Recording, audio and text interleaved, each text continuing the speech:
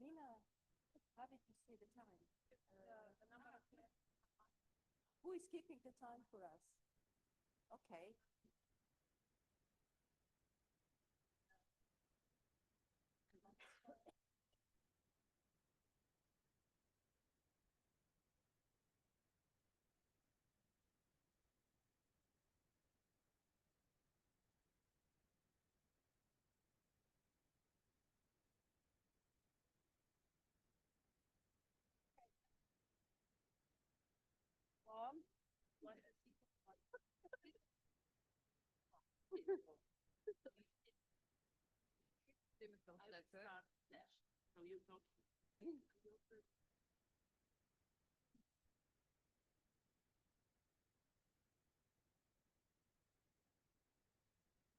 Luise, Just with this. Like click. But then I with this. Okay, with this. thank you. I think it's useful. Thank you. Or it can be.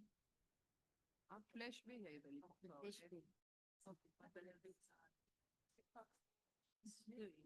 I was actually planning to go back there.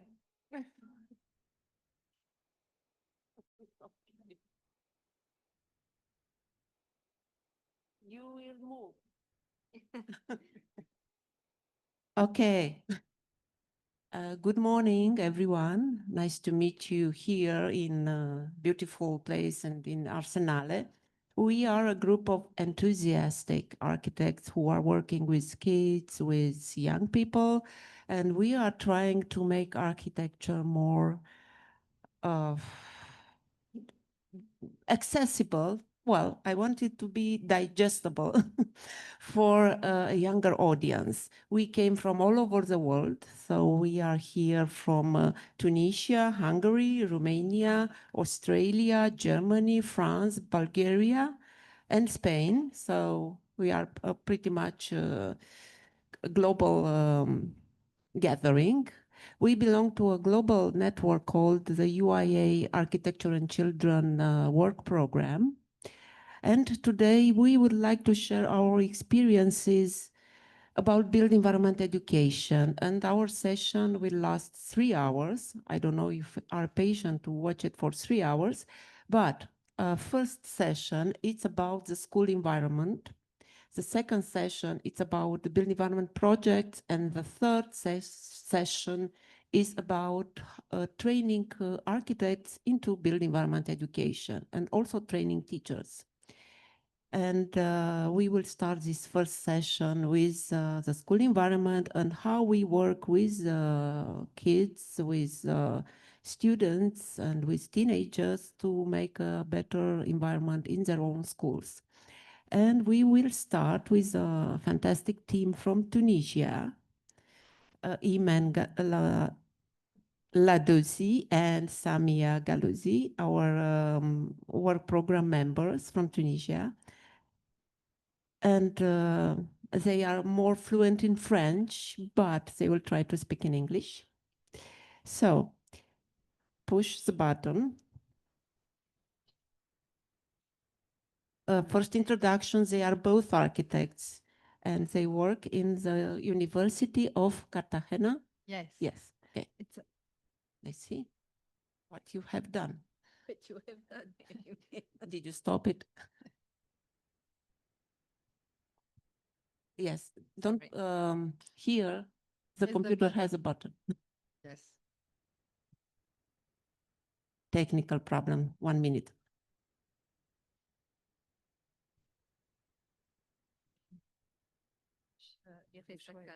نجبدو شويه باش كي انت كنفهم شحال حاجه بتصير لك كاين نجم نعاون معليش C'est bon. You have to share the screen again.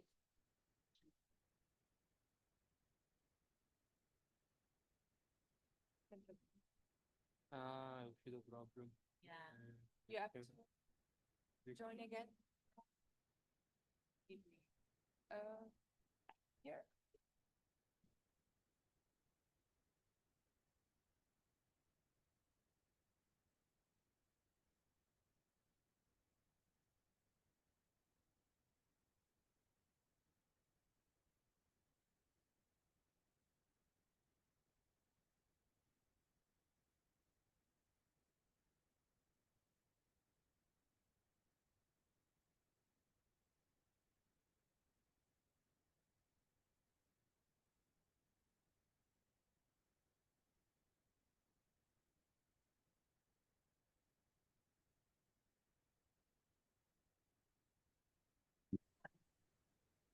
This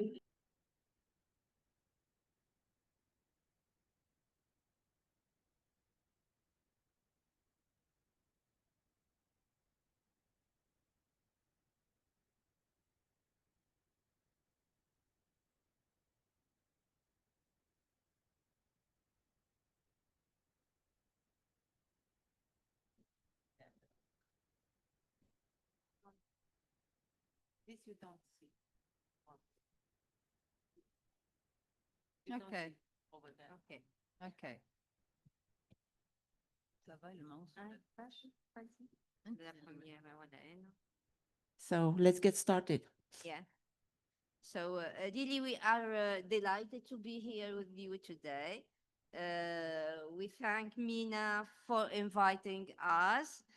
And today we are going to present a co-design experiment involving primary school pupils, which has been led by the Architect and Children Tunisia, and as well as academic and students from the National School of Architecture and Urban Planning at the University of Carthage.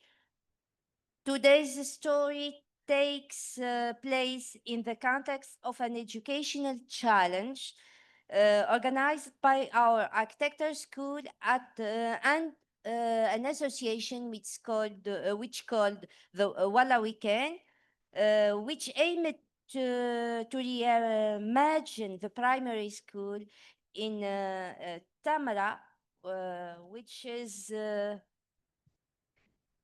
situated in the northern Tunisia.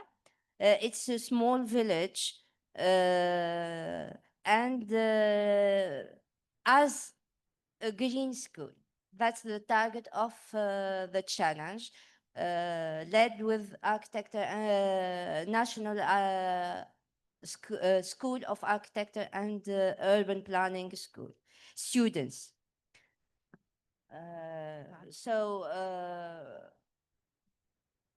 First of all, we've done an immersion, observation, interaction, and practices.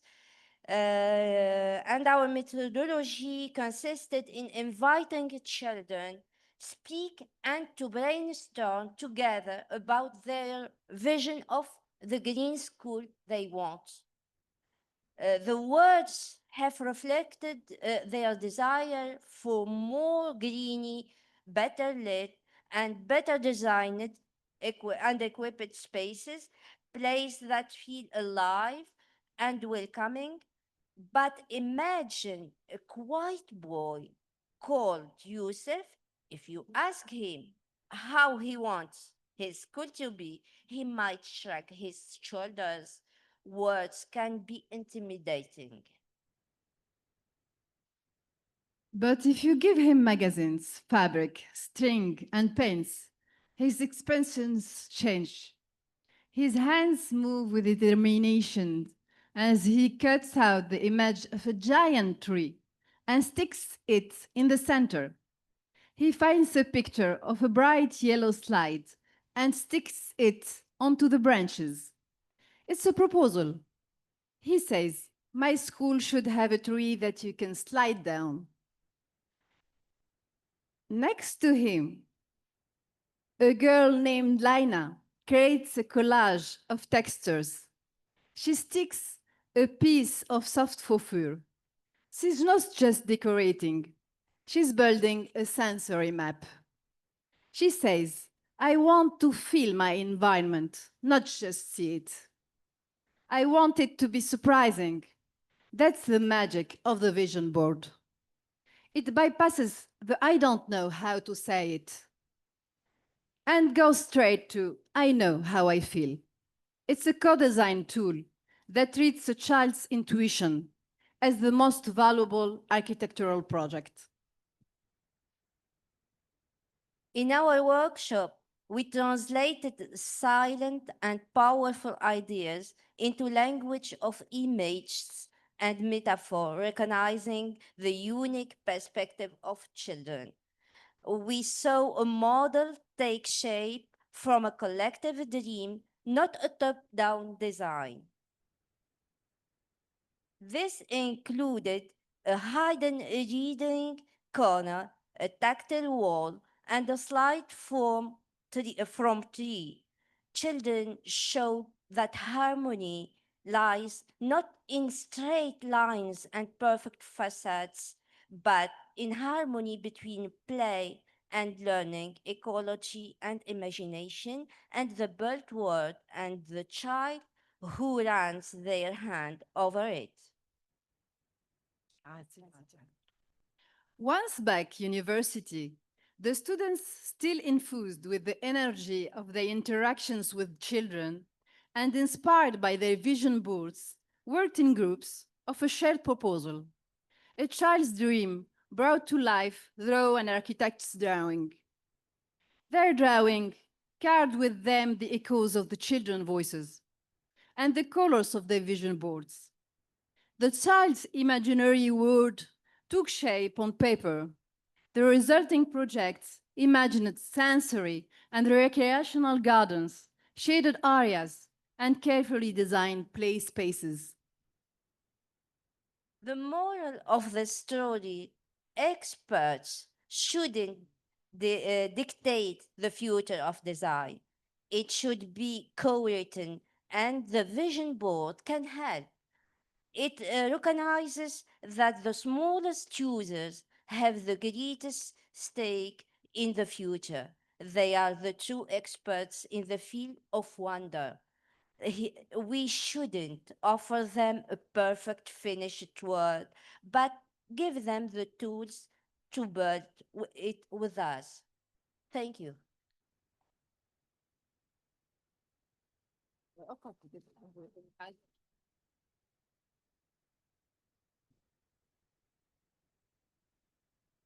Thank you very much.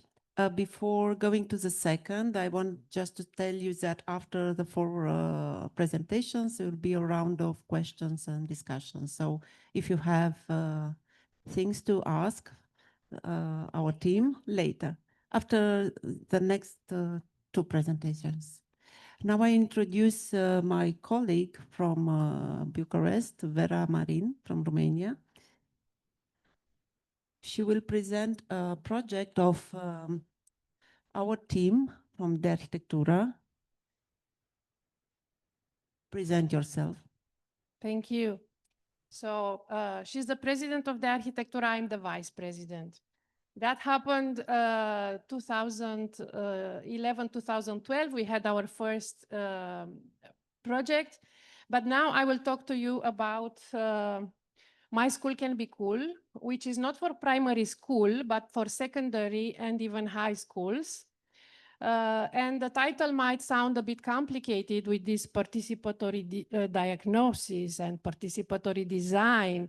What we do during this educational program for one school year long is investigation. So from this investigation, we have the diagnosis. And we also have resource persons, built environment professionals, architects, who are helping kids, pretty much like we saw in the previous presentation. These are professionals who practice participatory design, which is rare in our country. So we started back in 2015 with this educational program with a high school in Bucharest that was part of an Erasmus exchange, trying to push for project-based learning. And soon it went to other cities in Romania and also to other villages. We count on school being the first experience of children for common interest beside the family. So it's very important for us to go from theory of architecture. We created learning tools that are asking pupils to investigate venustas, firmitas, utilitas, but also based on the guidelines from UNESCO for sustainable development education. We ask them to look into energy, and nature and identity and inclusion, and think of the school as a community. In time, we gathered quite a consistent collection so that we can talk about typologies. This is, as I said before, one of the very few contexts in which architects in Romania can practice participatory design. We have consistent guidelines online. That's a platform that can be accessed by pupils and teachers and resource persons, the architects. So everything is open. We do not have like the backstage of teaching. Everything is stated, like learning objectives. Each lesson plan is there, each visual support for every presentation, and also the working sheets and other pedagogical tools. Everything that we put together is there online. And to speak a bit about the calendar, as you can see, it looks a bit like the design thinking approach with the double diamond. These 5 chapters are basically following stages of the program. So as I said, we start with this analysis that leads to a participatory diagnosis. Then we define together a brief, and from all the objectives of improvement, because it's not just one idea, many can come up, we need to choose one place or one intervention that is basically useful for many from that school community, that can be implemented over summer during summer break, and also that is not requiring a building permit, because if you need a building permit, then it will not be the same group of pupils doing hands-on over summer, because it takes very long. So the technical solution belongs to the architect. But that's participatory design, and we can tell you that the feedback loop is very close, and that after having all these concepts and all this investigation done and all these references about schools from other places, these are very educated clients. So they will be well aware of what it means quality of the built environment. That's the last slide. So My School Can Be Cool is definitely project-based learning by the book. And project-based learning means connection to reality, understanding and solving real problems. Then within this process, it's very important to say that, you know, these corners of the triangle. So we have the school community, we have the built environment professionals and the resources. These are coming into the process, each group with their own resources and interests.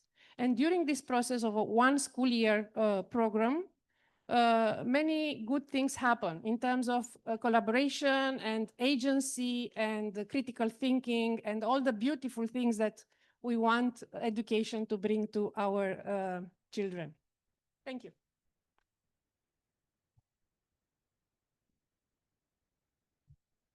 Now we will have 2 projects from Hungary. First will be our colleague Andras Cseh, or Czech Andras, like in Hungarian. You get in the Zoom. He is a teacher in Mohynog University, or just an assistant. And he also is an architect who works with children for a long, long time. And he will introduce a very special project called Basel School, or am I wrong? Okay.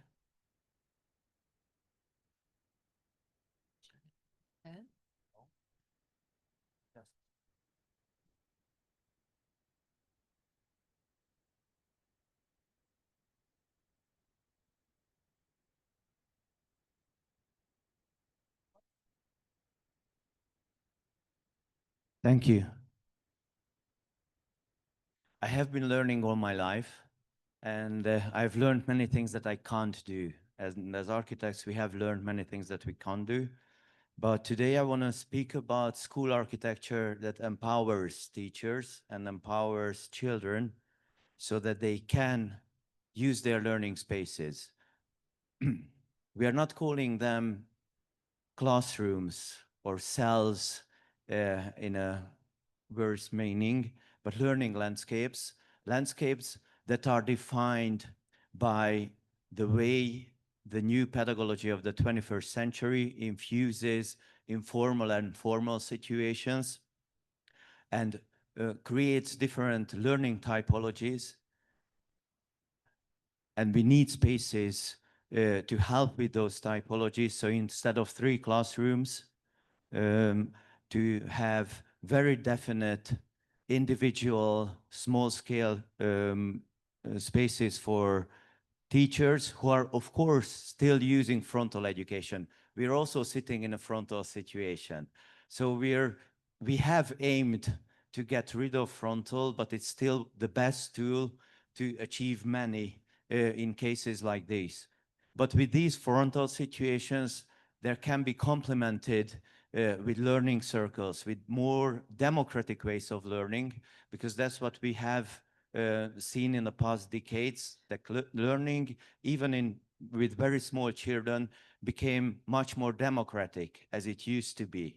We are sharing the possibilities of teaching as a children, and we have to make ourselves believe that these democratic processes help us achieve goals that none of us individuals could achieve otherwise. So here we're sitting with teachers, with interior designers, with environmental psychologists, and trying to use all the tools that we have as architects while designing a building to share, to create a common knowledge, a common language that they are speaking the language of pedagogy, we are speaking the language of spaces, and to merge the two together in architectural design is the key. To merge many things together is the key for sustainability. And we are sharing quite difficultly with each other. And we see that municipalities and schools can more easily share urban spaces, outdoor spaces. We are not letting anyone else into our own homes, into our rooms, but maybe into the garden is easier. And while we're doing it, we have to focus on what we have. So reusing built structures and reusing good pedagogical methodologies can really influence a building. Where we have amphitheaters, because frontal is still, you're sitting in an amphitheater, is still important.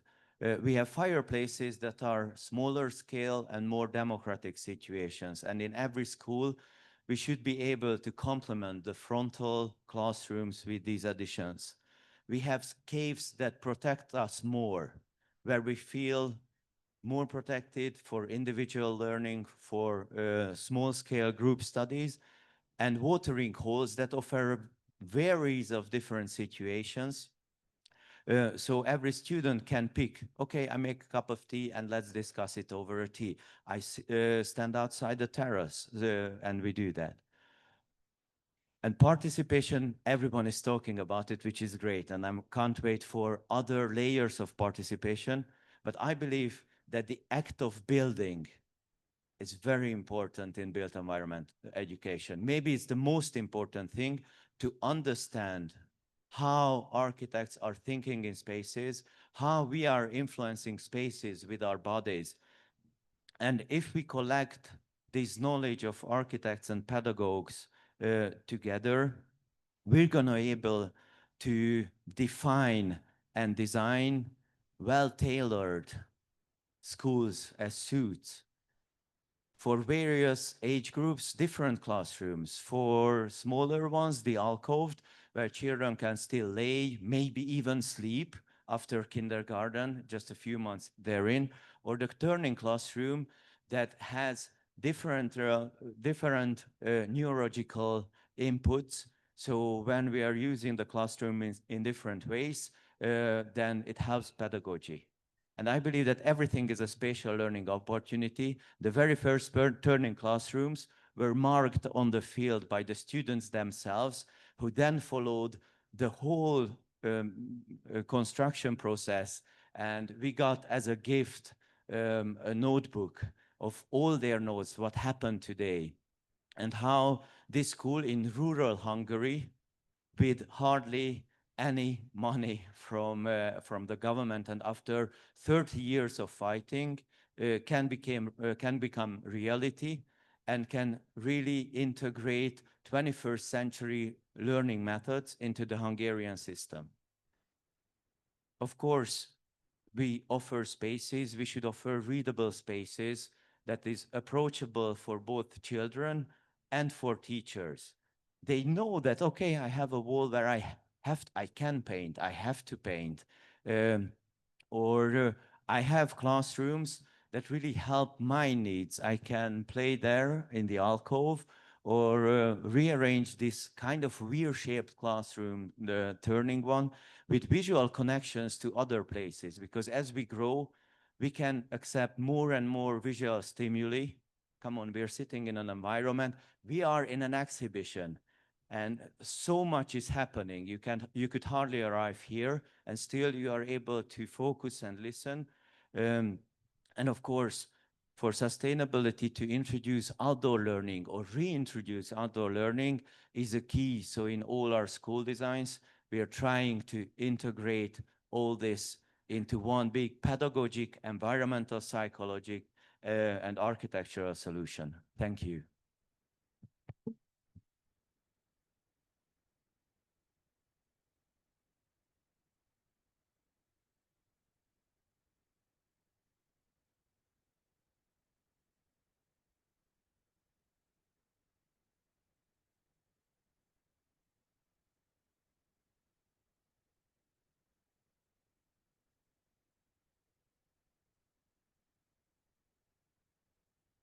Our fourth speaker, she will introduce herself till I fix the presentation.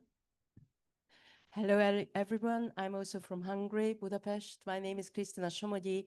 I'm an architect critique editor and a curator with a background of communication and environmental psychology.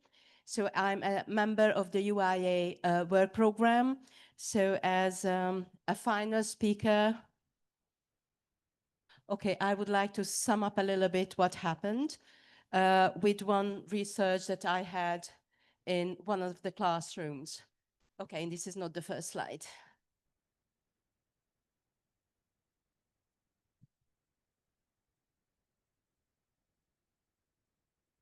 Yes, it's fine. Okay, so the title of my presentation is Observing and Expressing Reality, because I think that all what we do with children is a means to relate with reality, to experience their body, the spaces, the environment that is around us. And why school buildings? Why we picked school buildings? Because school buildings are really most important location for children, because it's a very important period of their life. Also, they spend a lot of time in schools, and all environment, but of course schools are meaningful places that convey a lot of messages. So schools are becoming part of their identities, and also school form their identities. So that's why we are focusing on it. So the school is a macrocosmos representing the macrocosmos, the whole world. Okay. So the UIA work program has a charter, and you can find it online on the website. And on general consideration, I took two quotes. The one, I will read it out. The built environment shapes human life. The built environment provides the framework for all human activity. We give it form, and it forms us. It affects the mind, spirit, body, the way we move from place to place, and the people we meet. Through symbolic, significant public and private structures and shapes, it represents the values of a community in a concrete form. I would like to emphasize that that charter was signed by all UIA countries. So if you come from a country where, which is member of the UIA, please focus on that and tell it's important to deal with our children. So now about a project I did in a secondary high school in the mid of Budapest, a Catholic school. So we asked the question how we can call attention to the values and messages of the school, because we know that we are not that much aware all of the signification of an environment. So what we can do, how we can call attention? Well, if we slow down perception and offer means to guide this observation, children and everyone is very able to understand the environment. Okay, and then it's a nice question to see that, okay, so the children can perceive now very nicely the environment, but how do we understand what they perceive? So how can we communicate about the ideas, feelings, emotions? Well, there was only examples with drawings. I did photography and used participatory photography as a method to understand what they do. The most important and the most difficult thing is to differentiate between an image and a picture. An image is a kind of mirror of what is in reality, while a picture is part of our imagination. So how we understand what is an image and what is a picture in the photos the children make. Okay, so we asked students to observe the school. We helped them to observe them. And then we asked them to take photos of the locations they like the best, favorite places. So many of them took the photo of the main facade. So I think it's an image. Okay. But what is this? Is it an image or a picture? Is it imagination? Or is it just a way to say that how I see my school is through a different lenses? What do we have when we see this? Of course, it's a very nicely redone building. It won a lot of prizes. It's a reuse, of course, in the very middle of Budapest. But okay, so is it a problem? The architects tend to see that, well, it's a little bit, well, it's a difficult situation. It's a too long corridor, central corridor. And the light at the end is some kind of, afterlife experience, the light at the end. But when we spoke to these children, they said, this is a possibility for us. We would like to put out things, our drawings, our ideas, we would like to construct. So they thought it's a positive image, a possibility to express themselves. We asked to photo the school building. The school building is not on that picture. This is the picture taken from the window. And imagine that we had a lot of pictures taken from the window. It seems that when we speak about the school building, the students understand it within the larger context. So the way to go to school, for example, from the railway station or the bus station to the school is part of the school experience already. Or the view from the window is part of the school experience. So it focuses on the importance of the large and urban context, but also the natural element.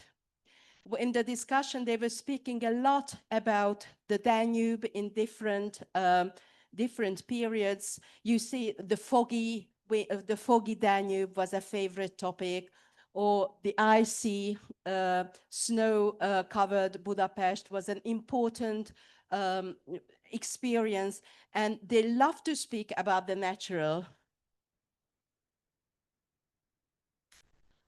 Well, that is, of course, a picture. So we asked to take a photo of this school, and someone sent us that. Of course, you understand the symbolism, and it turns out that through these images, you can start very easily discussion how they feel at school, what are problems, and in what ways they don't like it. This is also an image to the question, take a picture about your school building. Well, of course, for them, and it's important to underline that the school is a socio-physical context. So not only the physical, but also people within within it. And this is a transactional situation, and you can't separate the two. So what you see here is a last year student. Behind is the wall of huge important figures, historical figures who went to the school. And he emphasized two problems, why that the pictures are falling down. So these are important figurines and it's not properly exhibited. The second, that they are not there. So they said, why, important people are already dead for 50 years. Why shall we wait 50 years? We also do great things. Why our friends are not on the wall? So a second quote, and I'm almost finished with my presentation. Environment influences identity and belonging. Home, school, neighborhood, and community send children a message about their place in the world and help shape their identity. For better or worse, the environment provides the context and affects the physical and psychological quality of their lives and supports their growth in the future roles as citizens.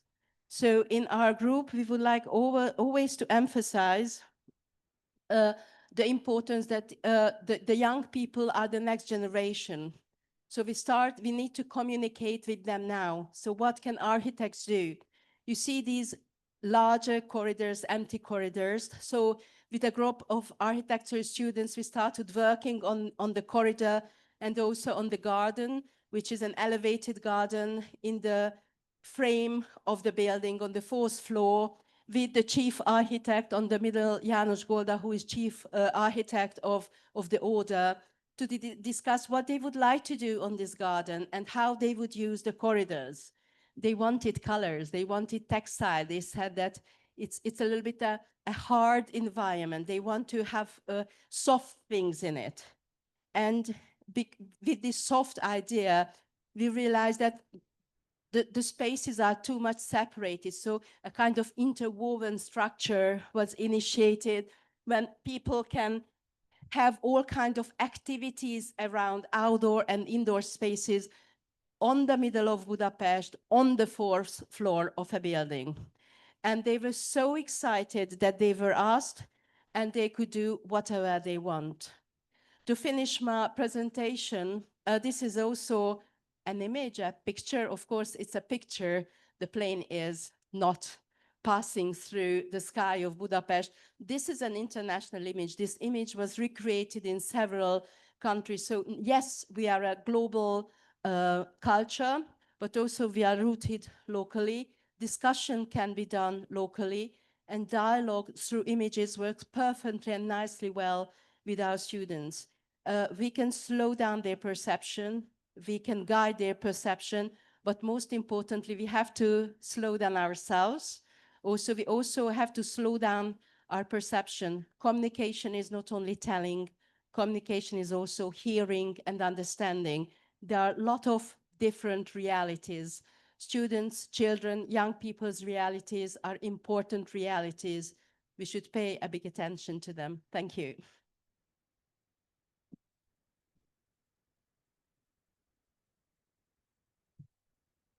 Now I invite all the speakers of this session for a round of questions and dialogue between them and with the public. So if you have questions, just raise your hand and it's a mic over there.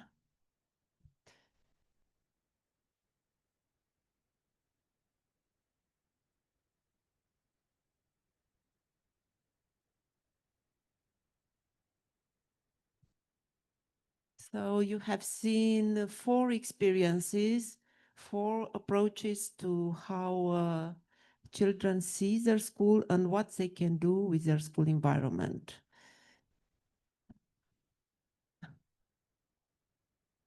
Krisztina, the project with the softening of the corridors, was there great feedback from the children afterwards and about how they use that space and how that improved their well-being?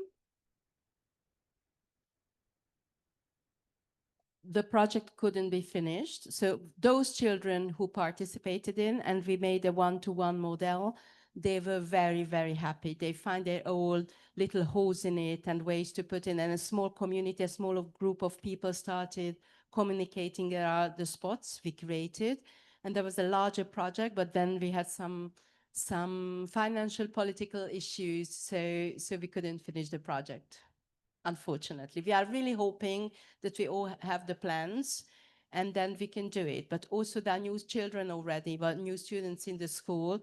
So we know that we can't do the same thing we did with other students. We have to do another workshop so as they feel the belonging or this connection to the plan.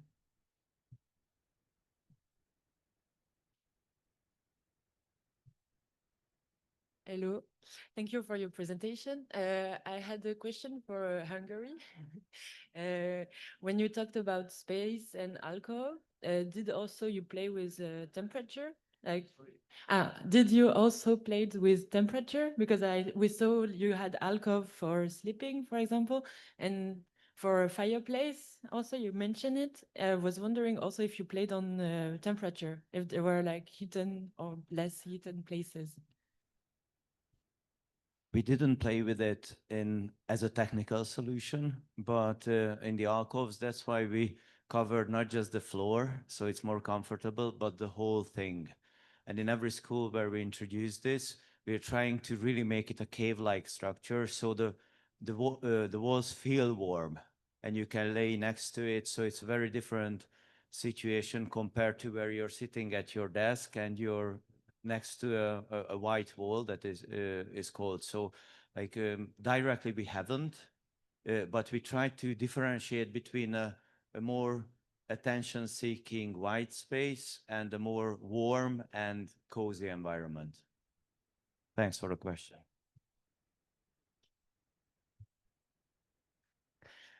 It was a great presentation. So my question is, I think everyone can answer.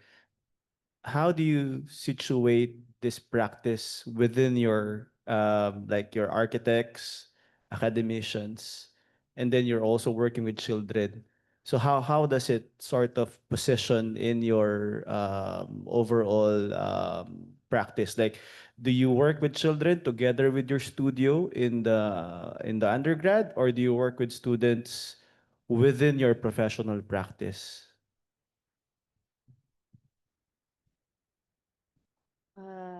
As we are architect educators, we operate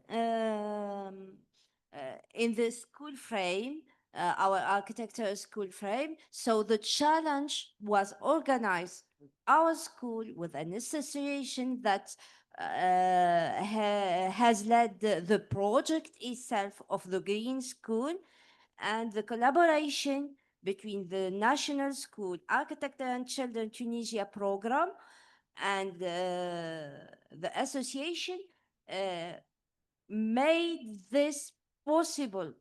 We visited first the school.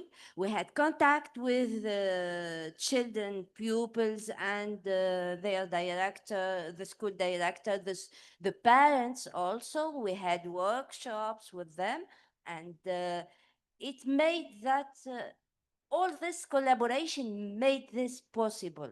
In fact, it was a learning for our students through this challenge to work with children and for them, not only to design spaces as a future architect, but they touch somehow the reality of the practice, the real social role of architects. I would like to add to that in the third section, we would have some more presentations talking about how you train students in architecture in relation to this involvement with the built environment education. And in the case of Romania, we have a network of architects that makes us very proud. In the beginning, we expected that there would be very few, but actually, to our great surprise, we have a strong network of volunteers who take time from their offices to work with teachers in schools for a full school year. I want to express my gratitude to all the volunteers of the Architectura in Romania. And I also want to emphasize that because this is an association that has programs, that are supported by the Order of Architects in Romania. This comes like natural, like this can be a part of architecture practice to get engaged with built environment education. We have training programs for architects. They don't go into the classrooms without some preparation. And also it has to be said that in this case of My School Can Be Cool, they are practicing architecture. It's not just pedagogy. It's not just introducing concepts and experiences to children related to space. It's also transforming space. And for this reason, we want the architects who are part of My School Can Be Cool, especially for the participatory design part, to be paid. A little, because it's, again, an association, non-profit and all, but we think that this is giving recognition for participatory design together with built environment education. Thank you.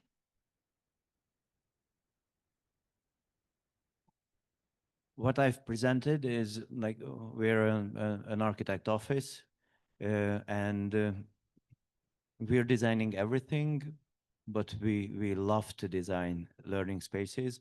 And whenever we can, in the studio life, we integrate participatory design.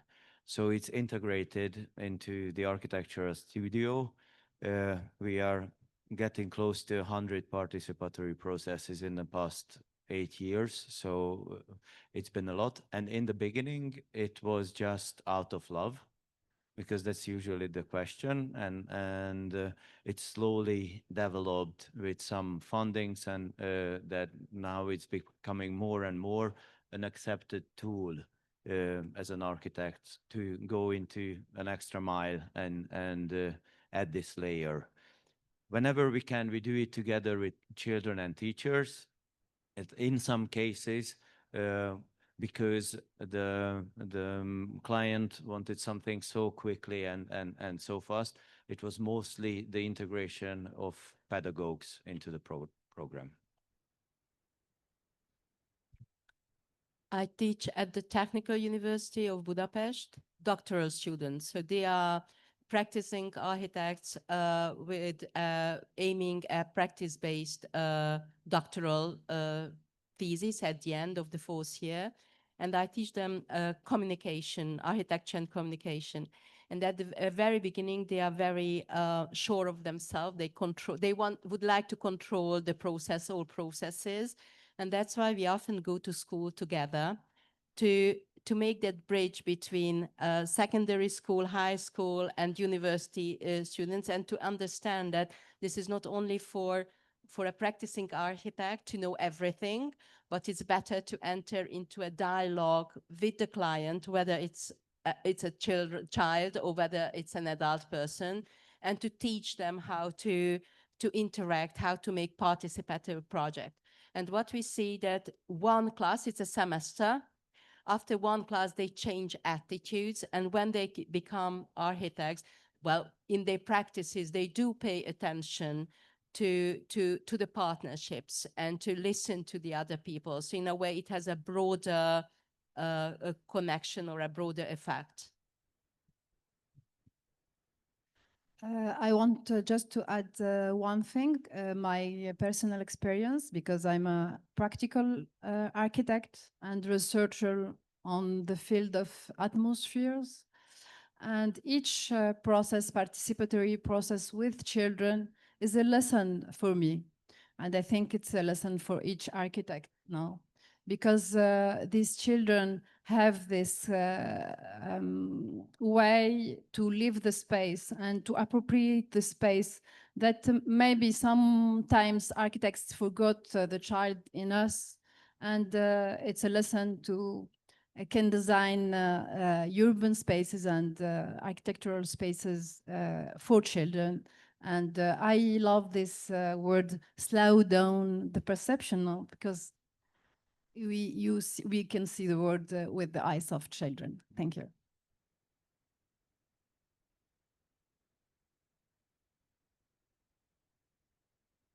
Next round.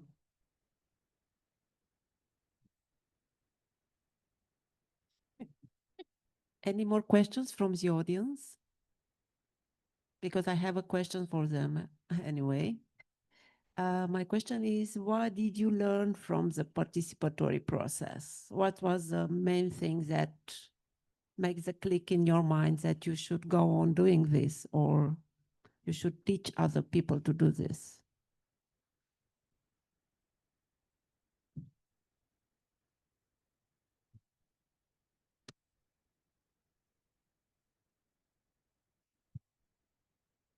So in several processes or after several processes, what I've learned that I have to remain an architect. Because what I see in participatory design, that we are not respecting our own professional boundaries, and we are expecting children to know as much about architecture as we do, so we can talk the same language and let them influencing the design. First seemed to be really letting them, but then it really turned into a must, and they shouldn't be. So they shouldn't have the burden of responsibility of like creating architectural solutions. So then we went back into more educational mode and sharing our experiences and sharing the experiences from around the world of what works well and how pedagogy and space connects. That was one thing. So more into an educational, architectural educational mode. And the other one is focusing on their stories and focusing on future stories, focusing on the usage of space. So basically, I would say we turn participatory design not into form design, but usage design. Flexibility. You can thoroughly design everything, but if you are not flexible, then you won't survive a participatory project. There is always a surprise element, and sometimes these are very enriching and fantastic. Sometimes there are problems, but you have to cope with it. And I think life offers a lot of surprises, which is a nice possibility if you see it through that lenses. So in a way, this is a utmost and more important kind of knowledge I gathered from all these participatory projects. I'm agree, because flexibility means freedom for children, and they need freedom. They need to appropriate the spaces. They need to play, and we listen to this word. We have the right to play, no? And the other lesson is how greenery it's important, and animals are important too for them. And so designing not only objects, but not only for other persons, but even for animals and for vegetables as alive things, or not things, alive. I think the main word is sharing. To learn how to share experiences, to listen to children, to listen to users in general. As architect, participatory design is not just a type of thinking, it's a practice, a way of practice. I'm architecture educator, and I teach the last level, and my studio theme is the social role of the architect and participatory pedagogy. So it's a kind of way to practice architecture. It's not only a position that I took because it's good, but it's a way to practice and really to impact our environment, because architecture start from listening others, each others. And we are not the only actor, we are in a system and we are a part of it. And we contribute as other contribute. That's the lesson to take, and children have their word, have their imagination, and have their own position. We have to listen to them. Just take time to know them more. I relate to what Andras just said. And because, as I mentioned during my presentation, in the training for architects in the universities, we have very little exposure of our students to participatory design. The programs that we run in the Architectura Association, they are complementing the formal education of architects. And because they were not exposed, because we don't have the luck to have the lectures and the studios like in Tunisia, it was a struggle because these were practitioners, and the tendency to put this burden on finding the solution from the children was there.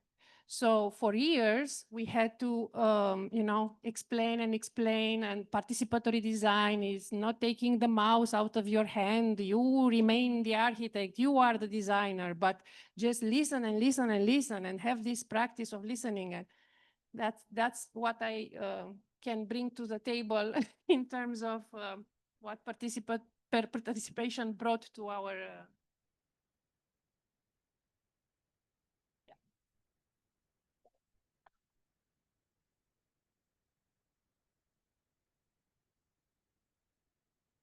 We move to our second session. It's about built environment projects, very interesting and playful and beautiful projects. And I would like to invite here our speakers from Spain, Krisztina, Llorente.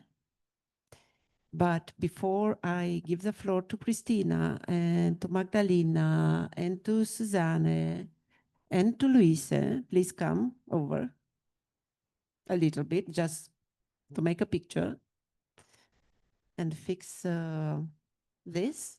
Krisztina. My other colleague, Krisztina, will take care of the moderation. So thank you very much for being with us.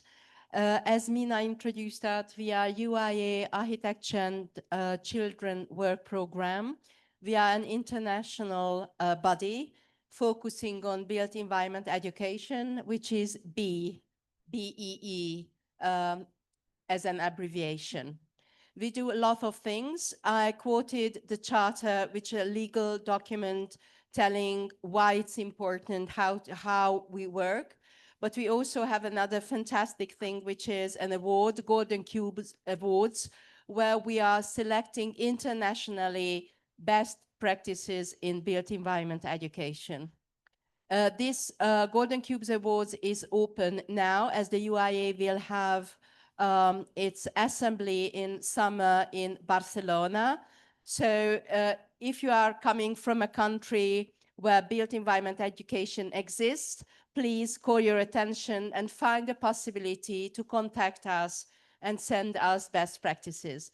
I'm emphasizing this because what you will see today will be really best practices around the world, Australia and Europe mainly. Not some projects, some people will present several projects. Please, when listening to it, try to imagine both sides, what the architects did and what are the benefits for the children, for the participants. So we will start from Cristina Llorente from Mallorca. Please introduce yourself and the floor is yours.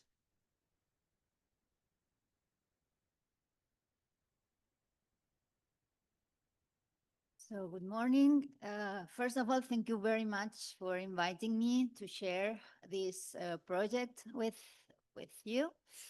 It's a project that we finished some months ago and of which we are very proud. So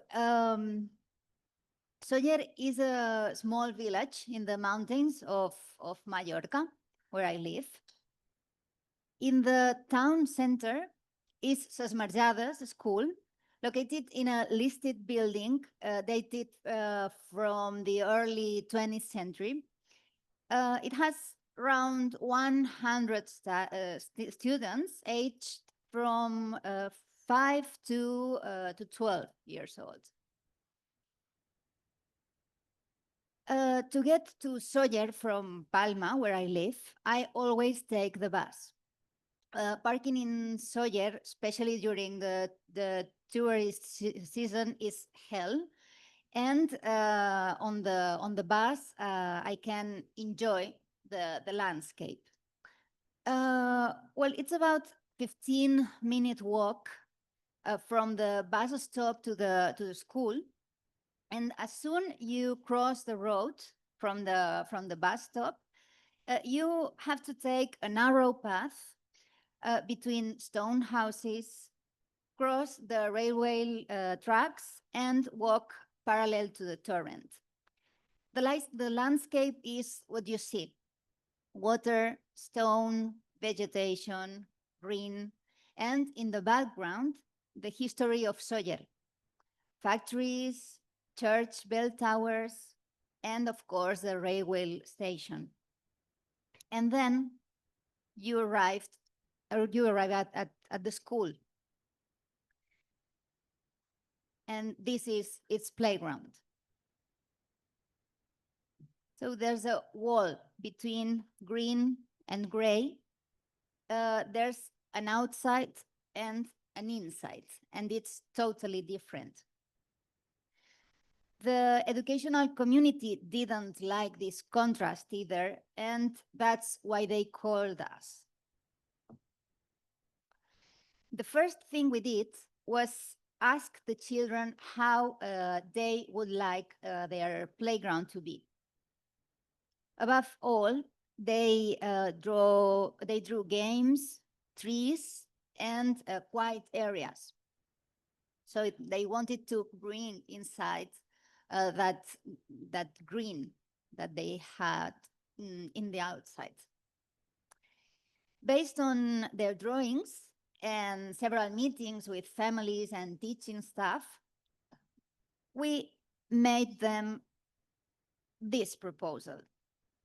So here you have the before and the after. We proposed a climate shelter with the following objectives: to make the surface permeable, to use rainwater for irrigation, to increase vegetation and shade, to incorporate play structures, to restore small cistern they already had, and to improve the vegetable garden. All of this was done with natural and local materials, and also with local species. And this was the result. Here you can see the permeable surface and the drainage area with the small cistern. And the steps built with pieces of marés, but it's a type of sandstone that is very common in Mallorca, in the island.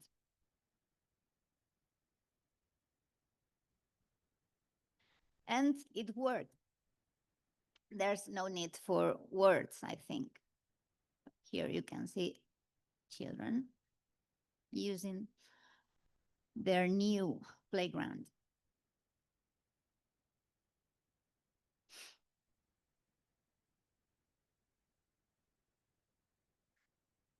And last, they had some more green inside.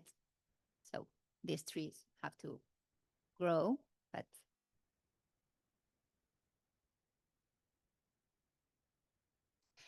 well, we believe that the playgrounds, like the path to school, is also a learning space, even more powerful than classrooms. And involving children in their design is essential, because many of us have forgotten how to play and what we like to do when we were young. In addition, inviting them to design increases their self-esteem and sense of belonging and encourage them to be critical of their environment. We have observed that by transforming playgrounds, we not only improve climate comfort, we also transform them into more inclusive spaces, more gender equal, and in tools with a big educational potential. So here the vegetable garden. And thank you very much.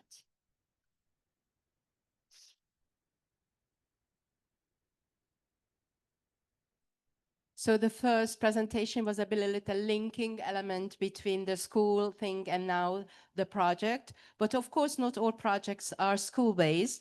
I'm inviting now Magdalina Rajeva from Bulgaria, and her terrain is the city, how to explore the city, how to make walks in the city. I emphasize the importance of walking, promenade, in a time when children are most often taken to school by the parents, by cars. They don't understand how the city works. They don't really understand or learn they don't create their cognitive map or mental maps of the city. So you will see a very nice project from Bulgaria about, okay, in a minute you will see. Oh, technology, this whole room is full of technology, but yeah, we always have, I think, problems with technology. The project you will see is such an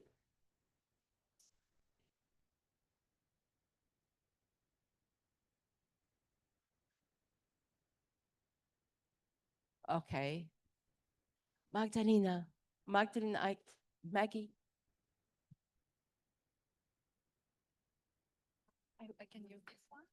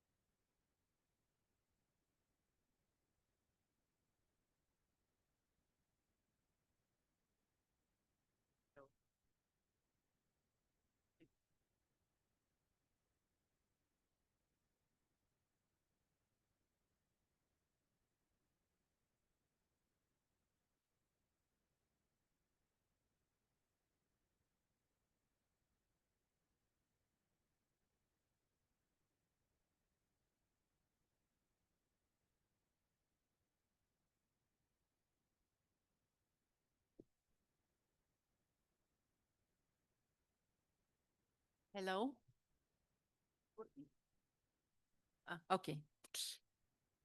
So today I will speak about how the city can become a living textbook, a place not only to be observed, but also to explore, understand, and draw practical knowledge from it.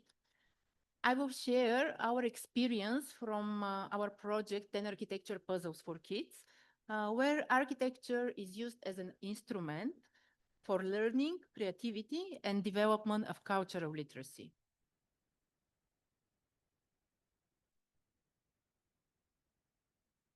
Yes, everything is working.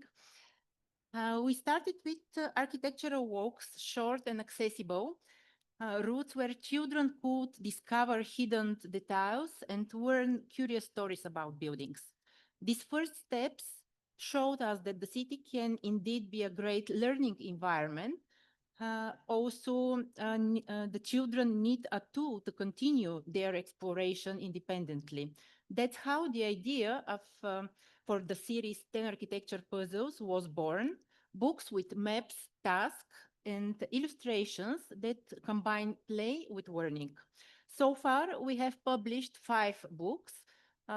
We have Secession, Bauhaus, also Old Part in Plovdiv, and other places.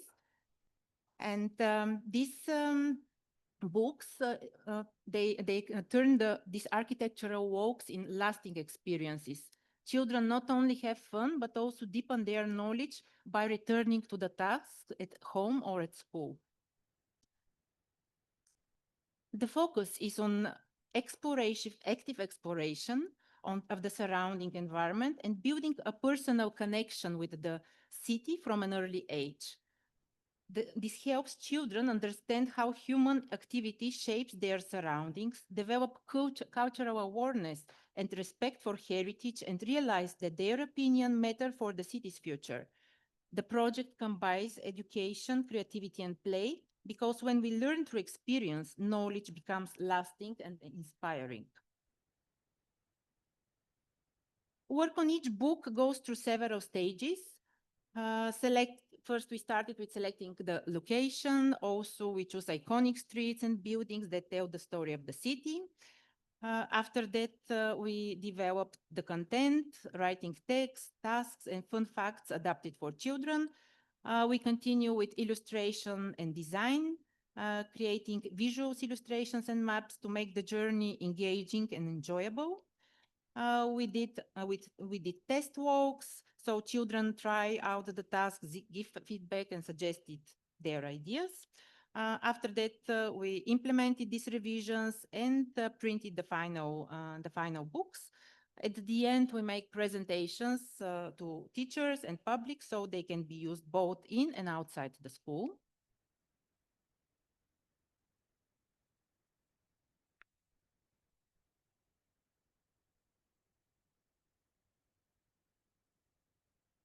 So the main structure of the book is usually each book in the middle has a map, which can show how children, the route children have to walk.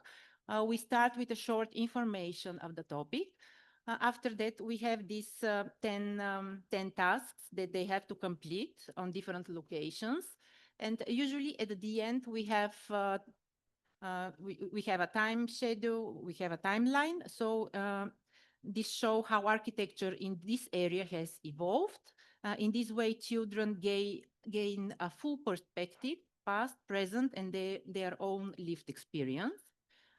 The main topics that we have in our roots, we have architecture and environment, structure and composition, architecture and senses, cultural context, history, design, technology.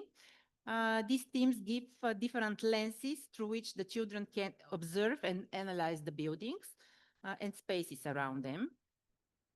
We start with architecture and environment, and children learn how buildings interact with nature and how light, water, and vegetation, climate shape the feeling of the space. Also discuss sustainable practices that allow building to coexist harmoniously with their surroundings. And for example, how a building can use natural light. The other important topic is architecture, structure, and composition. Geometric form structures are essential to architecture, defining scale, proportion, and rhythm. Through practical tasks, children learn this key concept. Here on the photo, you can see we do architecture gymnastics, so the children can experience with their bodies how different forces of tension and compression, and that they can play with this. Also, there are different tasks connected with music and architecture. We teach them what is rhythm and how you have rhythm in the music, but also in the architecture. And by clapping hands or just using their foot, they create rhythm, and they can feel the rhythm of one facade. Architecture and the senses. So architecture is experienced through the senses: form, color, texture, everything, light, and even smell influences our perception of the space. So through hands-on activities, children can feel different textures and observe light in various parts of building, or test outdoors acoustic. This transforms architecture into a personal and emotional experience. Architectural styles and building techniques are shaped by culture, climate, and society. So children learn how materials and traditions define the architectural identity of a city and why architecture looks so different in various regions. Architecture and history is another topic.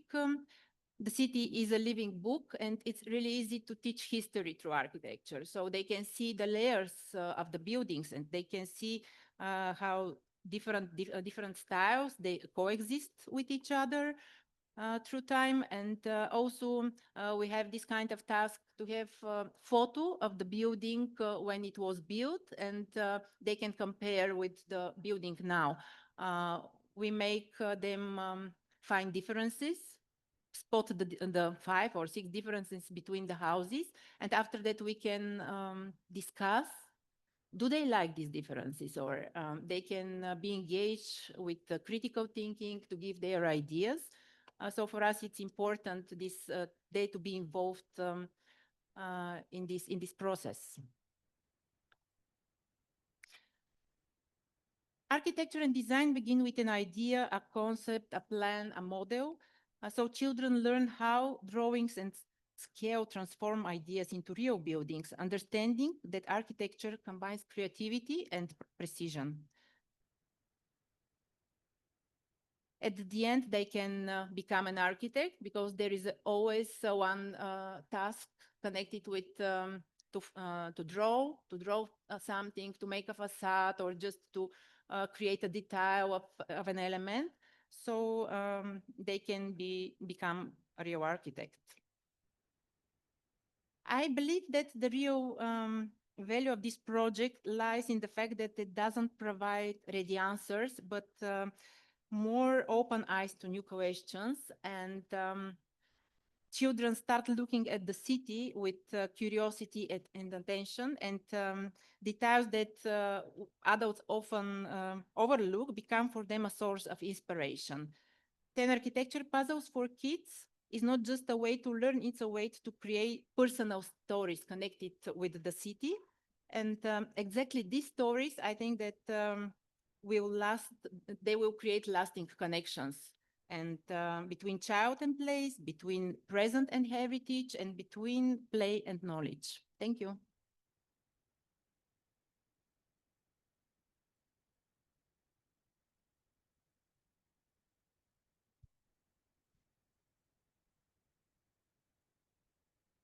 Thank you very much. Now we will travel from Europe and we will go to Australia and see if projects from this fantastically energetic continent. Thank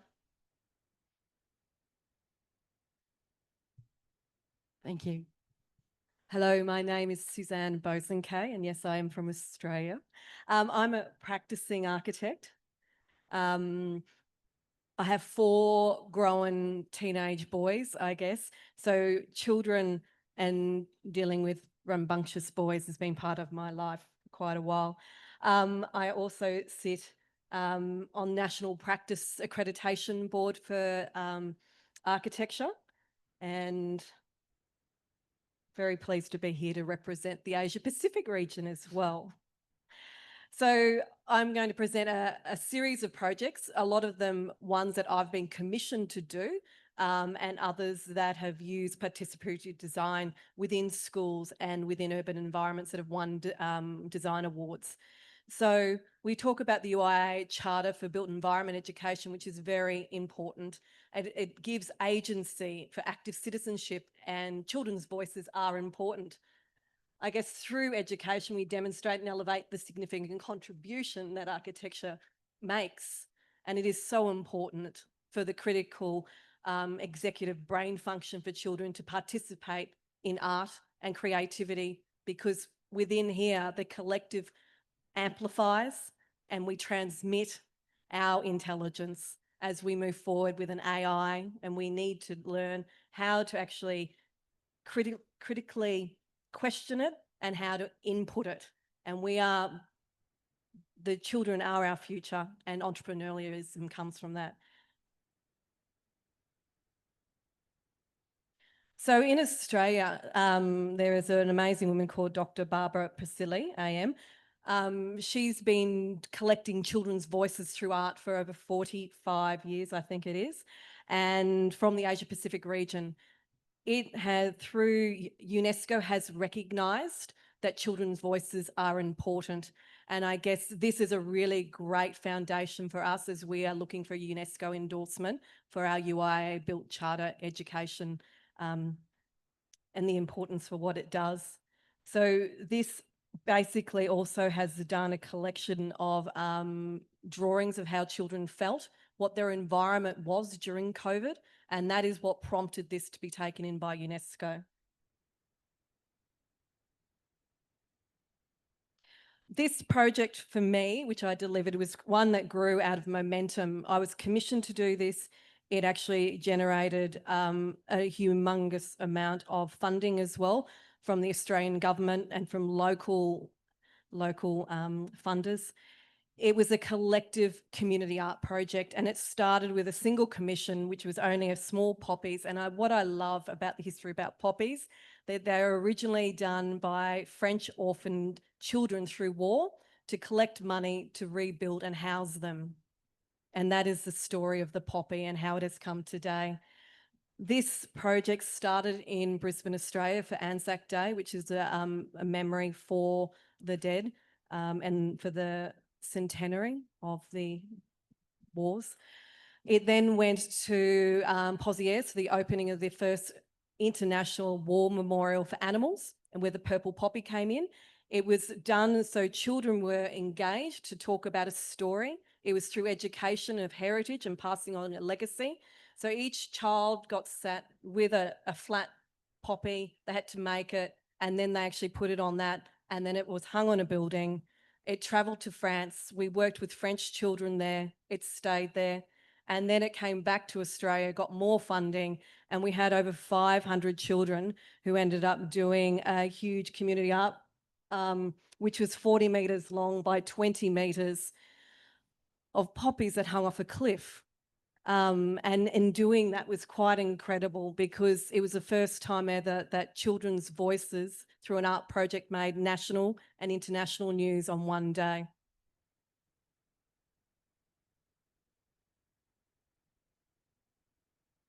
This project was 15 years ago, I think, so it's 2010. And what's important about this project, that Brisbane and a lot of cities in colonialism civilization are formed around rivers like here, and we talk about rising sea levels and what that climate change is doing. This project particularly pulled out photos of living around the river and how things had changed. It was an educational history project as well, engaging children and talking about living by the river, and then them playing and putting this in. It's a beautiful photo of my child up the top, who's now a very 17-year-old teenager. But what this did do was that 3 months after this, I delivered this project, Brisbane flooded. Houses were lost, and it sort of set a resilience project in place. It was done in partnership with the State Library of Queensland, and then they delivered it again, particularly after the flooding, which impacted many, many people. I guess we see that with climate change and the importance of doing these projects with children.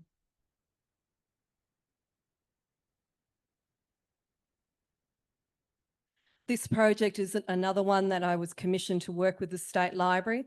This one was about houses, and this was about a housing crisis, but also getting children to think more about houses, about memory, about animals within houses and noise. So it's about nostalgia. And so it was a resin project. The children had to make the actual models using recycled milk cartons through a vacuum formed. So they were very engaged in the making process of the mold versus then making of the house themselves. And those houses then became obviously like a little jigsaw puzzle, but they collectively were encapsulating a memory and their idea about what a house was. It was really lovely to see that there were birds in one and about a tree being cast inside a house. versus other ones that were very mechanical and about stairs and a rigid form. So this workshop was between the ages of 6 and 12, and it ran for 2 weeks within a public institution. And it was interesting to go through the process of questioning children's ideas about what houses were for them, what views from windows were important, and how things affected them, and the stories that they told within that household.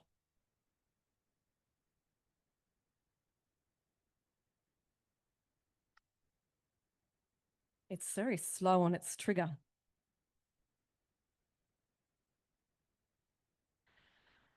This is another project where I was paid to deliver this for a Women of the World Festival, which is a global movement. And it was a 2-day workshop, which had a plug-in of young schoolgirls and also an older group of women. And we talk about the housing crisis and also about the importance of engaging what people think a house is again for them.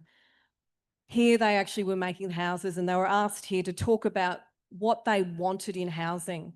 And it was interesting to see that safe homes was an important task. Another one was about healthy environments, what they wanted within a healthy environment, being sunlight, being plants, being able to breathe. But I think the most confronting thing was the need for affordable housing. And I guess it gave them some agency about expressing what those were beyond the safety and about domestic violence within housing. This was a similar project that ran alongside that within this one festival, and it was called an active citizenship project. Here, it was a series of sessions that were done, which was asking you to, there were questions that were asked, how do you make your environment more beautiful? How do you make your house more safe? How would you bring your community together? So you got to choose one question, and then you were given a set of values that you would like to put towards that. So whether it was health or equity, history, recreation. And then you were then given some tools to work towards with outcomes of how that could solve a solution. So they could use a bench, or they could use plants, or they could use books. But how do you create a community? This is another project that was about participatory design in schools and working with school children to deal with outcomes for how to design a better space. This is used quite regularly within Australia, and it's quite a good practice within architect practices generally across the board, which is really encouraging to see. I don't have many left to go.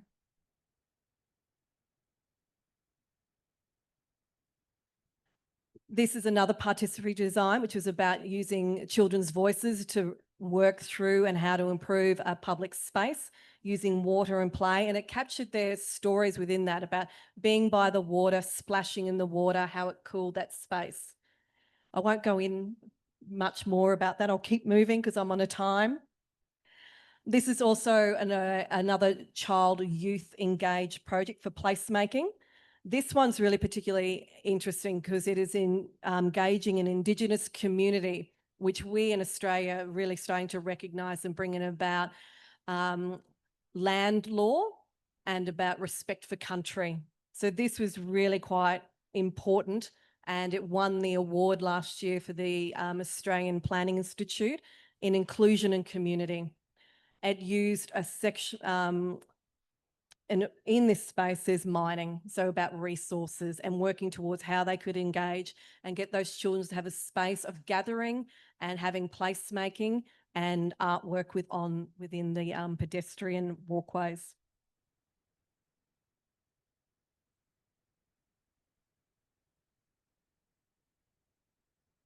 The Australian Museum has a series of workshops that go through as well, which are about clever homes, smart towns and caring for community.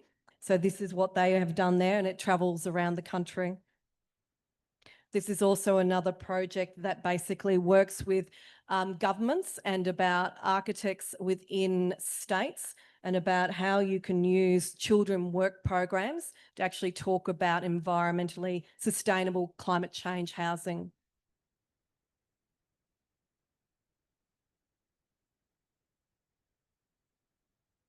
And this is the last slide. So built environment education is a key for all citizens, just not children. It's important that all people, lawmaker, advocates, citizens and children need to learn about what built environment is, what architects do, and the agency it provides us all. So it's just not through participatory design, it's being active within your own environment and being able to do something to change things now for future resilience and for creativity. So that's all I've got to say.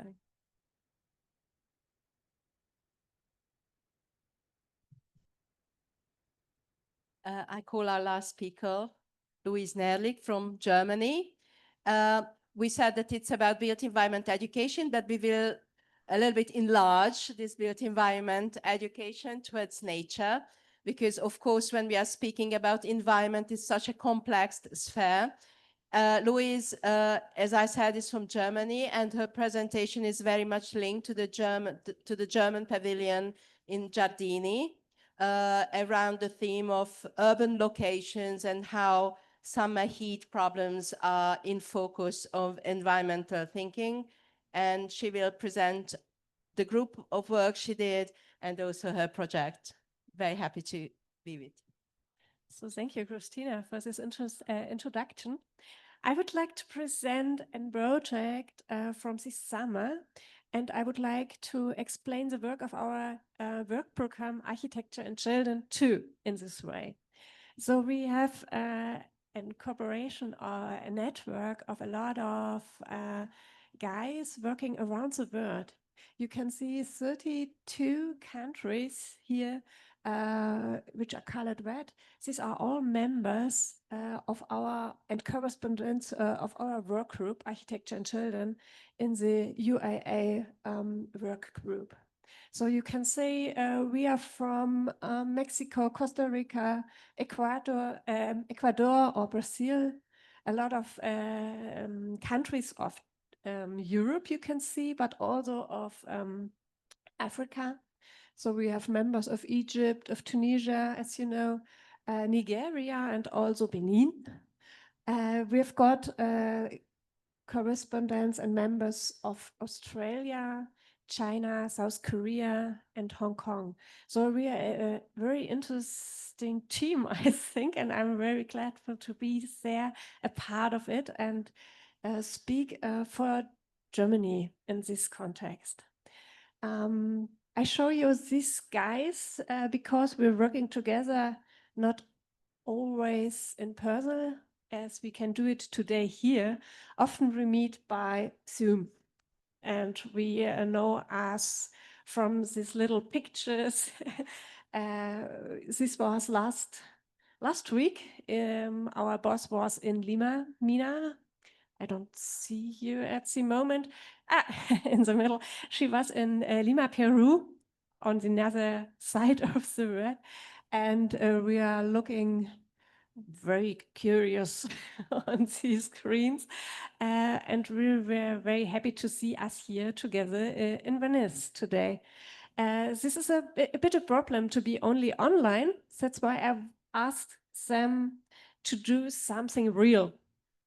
I would like to write some old school postcard, and I get a lot of would like to get a lot of postcards, and that's why I was asking my colleagues all over the world if they can help me to connect the children of their countries that they wrote me postcards to Germany, to Weimar, where I lived, and I asked them to send me postcards with the idea of trees.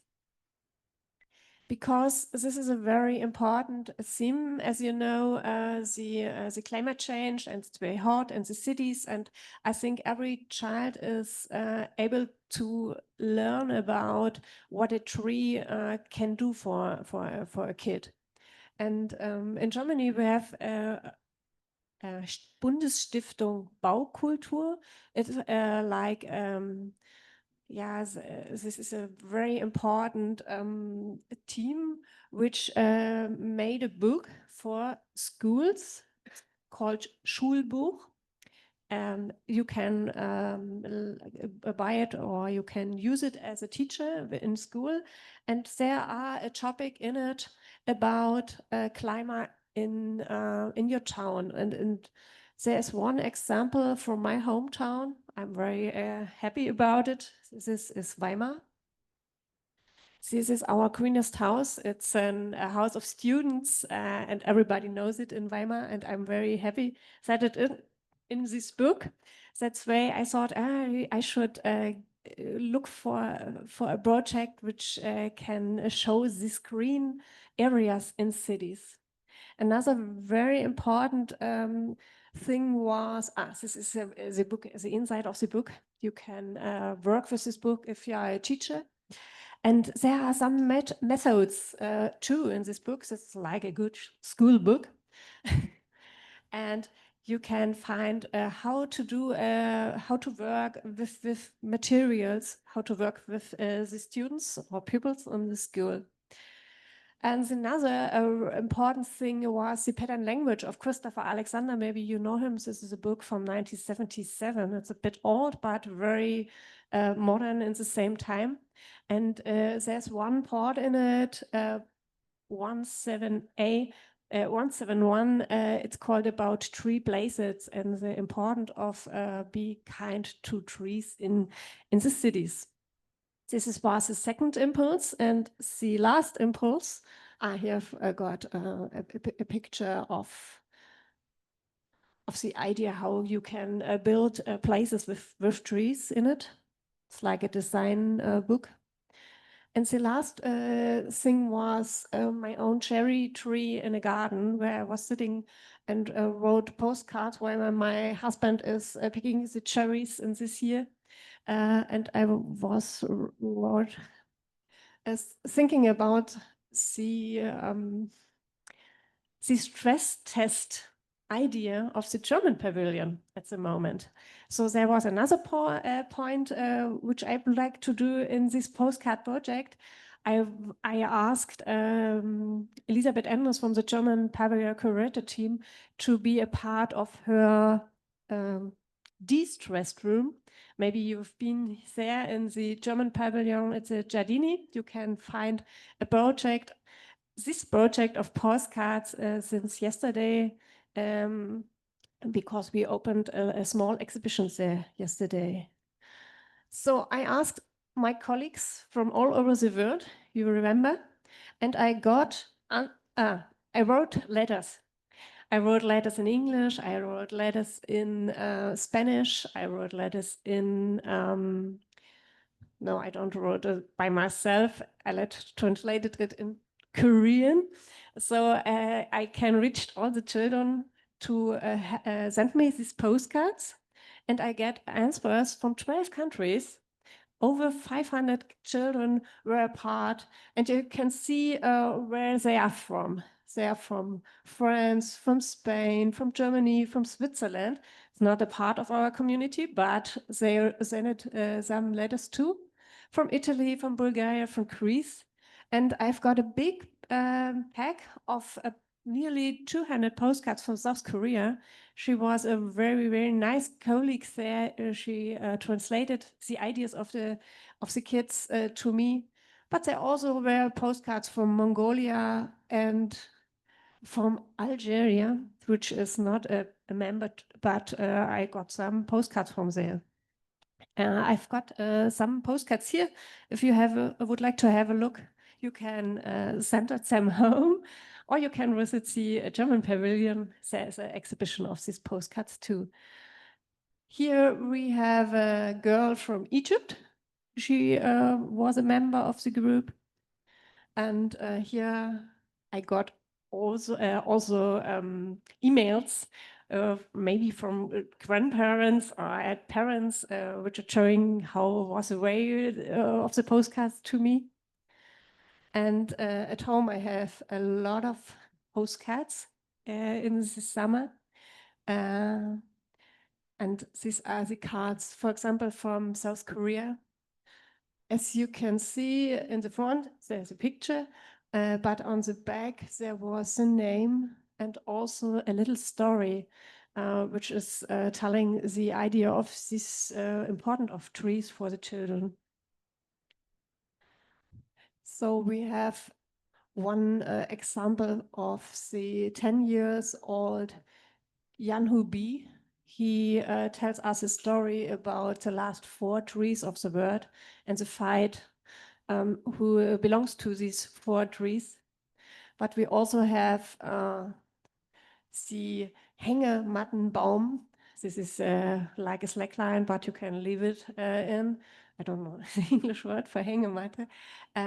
With a wonderful typography of a young girl. Yeah, a young boy, Leo, from Germany. Or this is my favorite.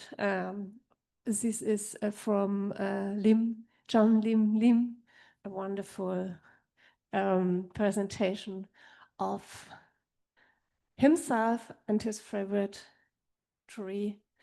So this is my last picture of this presentation. If you would like to have a look at the postcards, feel free to have a look. And thank you for your being here.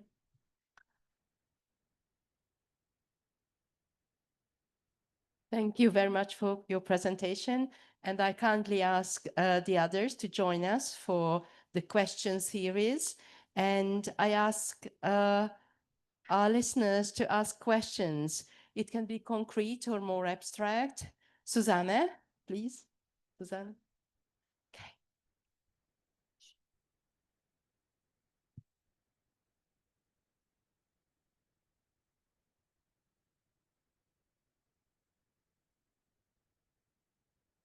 Okay, so to the audience, other questions? While you prepare your questions, I do have questions. Let's start with more general things because you were very concrete, showing projects.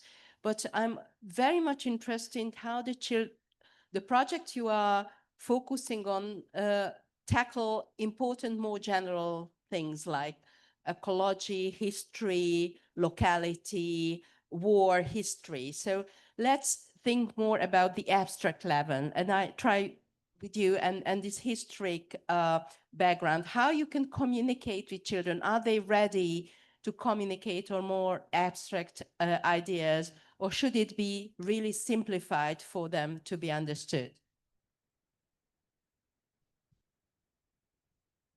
Thank you. I think doing the Poppy project was quite interesting because coming up 100 years after World War I or II, that generation don't know what it was. And I guess in Australia, we are quite distant from war. And I guess we see that more now with Ukraine, and it's quite confronting for children, particularly when you live near. So the idea of it, most of them didn't know. So it was going back to basics of that history story about what that was. And then the animal component was quite interesting to add in because it lightened it, and about the role that service dogs do, glowworms, pigeon. It was just really fascinating of going back and telling the story and that importance of legacy about what it is like probably to serve your country and consequences. Who were the partners to dig into these stories? Because we architects, we don't know everything. So who were your partners helping with digging out these stories? I guess so I had to work with quite a few partners. One of them was the Australian Defence Force, for one. In Australia, there is a historic society that gave me a lot of information as well. And it's also preparing that information so it's coming from a true source. At times we would have people in to speak about it, so it wasn't just me, but it was important to have a multitude of partners that were educational, institutional, and from the military background to speak of those stories. Maggie, are there any more abstract terms like history or ecology or local history that you are entangling while doing these projects? I work with children the last 14 years, and first I noticed that it's not necessary to make all the concepts or text in more childish way. It's not necessary to make things easier because children like when you speak with them directly, and when you speak like you speak to architectural students in the university. It's not a problem about history, about as you say, more abstract topics. It's easy when you see them in the city, because you observe them, and if you make through games like find the differences or something, just they very easy they understand what is the essence of the things, and they see the layers, they see how things changes, and the most important thing, they can realize how human activities change our environment during the years. So I think it's for them it's not so difficult to understand this. Maybe for the adults sometimes it's a bit more difficult. Yes. Thank you, Magdalena.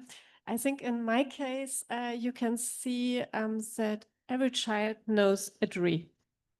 And maybe they don't know that's important to have a tree. But if you ask about a tree, they changed maybe their perception, and they see this thing as an important thing. It's a thing you have to draw, to think about it. And I was asking, how is a tree protecting your life? So it's a similar thing. It's a total normal thing, but it's very important. And it was important for me to show these are the, like a rice corn, like something which is totally normal, but it's not normal to have it. It's very important to have it, and I'd have to work with this in my project. We often speak about our era as an era of polycrisis, that there are so many problems. Do these problems, climate problems, wars, etc., come up as a subject during the projects you did? As you see in the postcard project, the small children and the kids know there's a problem with our trees. They can be disrupted, they can be fall down, and they are not here for me. So it's a small thing, but they realized how important they are for them. So I think it's a good way to show how to protect, for example, trees, also the air, also the animals, and so on. But because the climate crisis is a big problem for these young guys at the moment too. In Bulgaria? It's not possible not to pop up this crisis in our when we speak and work with the children. The architectural walks that I presented, once we did a group of children immigrants who came in Sofia, and it was really nice for them because they didn't at the beginning, this was a new city for them. Of course, they feel unsafe there, they didn't feel okay, and they participate with their grandmothers or fathers, because most of them were with them coming in the city, and they participate in this walk, and this make them feel more knowing the city and to feel more feeling better at that place. So it's good to speak about the crisis and to speak with the children, because when they know, they will be more ready for the future, how to act and to speak fluently for the problems. Suzanne? I guess Australia is a country that has drought, fire, flood, and beyond housing crisis, I guess the environmental issues are quite huge. So, and I think COVID also brought many things with children's inside, and how we're now 4 years past that. What's been interesting in delivering those projects with children, then going back and talking to local governments and things, is more than housing affordability. It's about how do we improve economic empowerment to children. It's just not financial, but I guess through our built environment, we can actually provide economic empowerment to our next generation, about the energy use, about the importance of insulation, which you do very well in Europe, So I think that's a key thing that I see that's so important in what we do, is about empowering our next generation and people, and giving them education around why built environment education is so important. And what about architecture? Is it a sexy topic? Are they interested in? Of course, they don't learn architecture at a school. So do they know what is the job of an architect? It's funny you say that, because sometimes I introduce and I go, well, you know, in my practice, I've been involved in 4 Olympic stadiums and I've done this, this and this. And kids go, yeah, architects do big buildings. And I said, yeah, architects do houses too. But they get these ideas that we do these fantastic buildings because there are the star architects and about the buildings that they understand, and the Eiffel Tower that are iconic. I guess it's that next level about the integration that architects do with people, and the collective is that the stuff that's not tangible, that's hard to explain, but they understand architects do big buildings. We are lucky because the children, they are familiar to architecture almost since their birth. They start with playing with cubes, making tents, making sand castles at the beach. So they are interested in this area, and we are really lucky to use this and to continue transmitting architecture to them, to make them more familiar with many aspects of the architecture. So I think, yes, it's a sexy topic. I'm not really sure.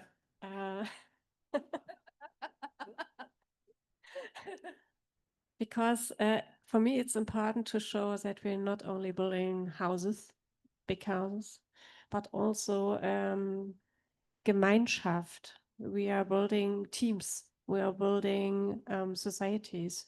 We are building ideas of living together.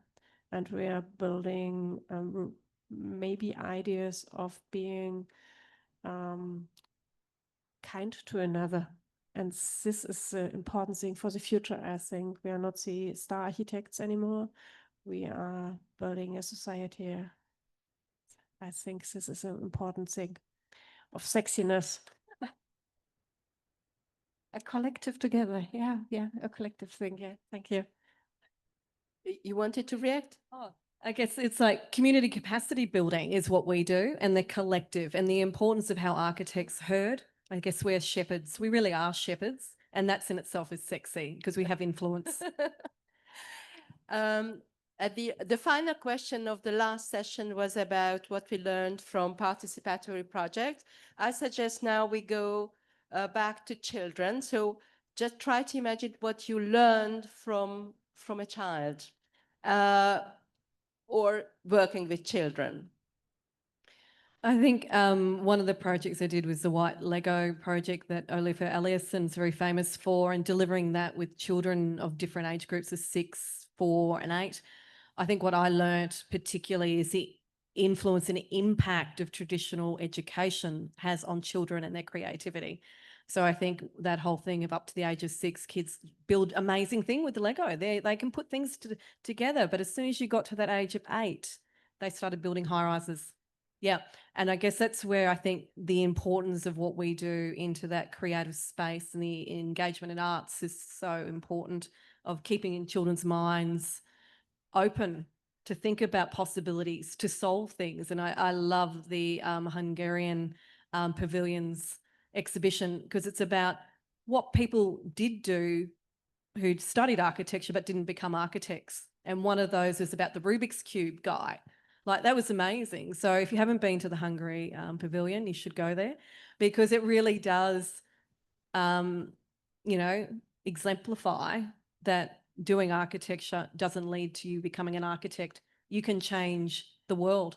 And there's a program about all of that. So it's just fascinating. It is the creative thinking, the critical thinking that built environment education adds, and that importance. So children teach us a lot. Just as a quick reaction, you might be familiar with the name Sir Ken Robinson, the English fantastic philosopher on pedagogy, and who said that actually we are teaching children out of their creativity.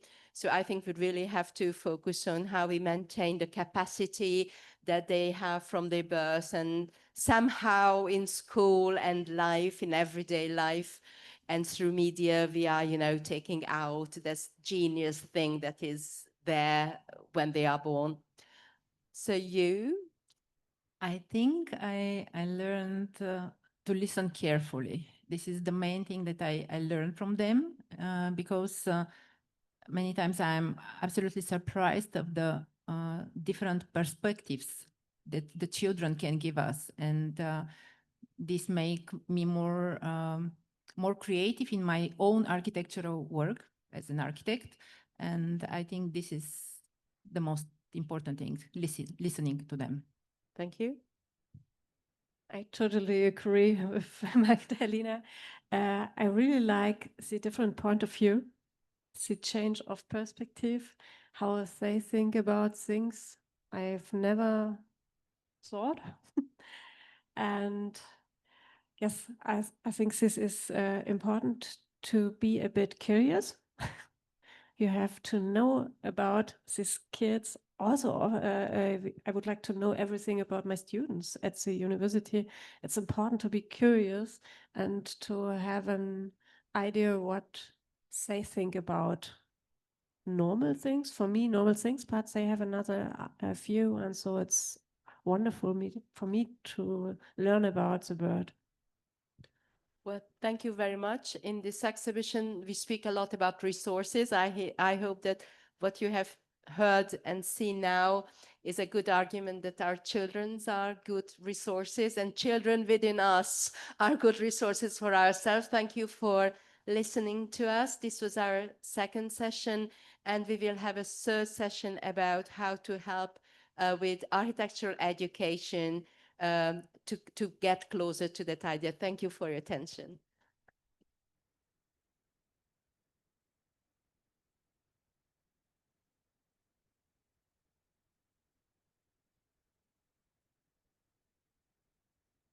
So we proceed with our third section. The last one is more or how we train architects being not just architects, but being educators. So I would invite here Roberta Ghelli from France, Andras, Czech from Hungary, Vera Marin from Romania. And I also ask Luise to help me to moderate this, please. Because I have to speak at the end.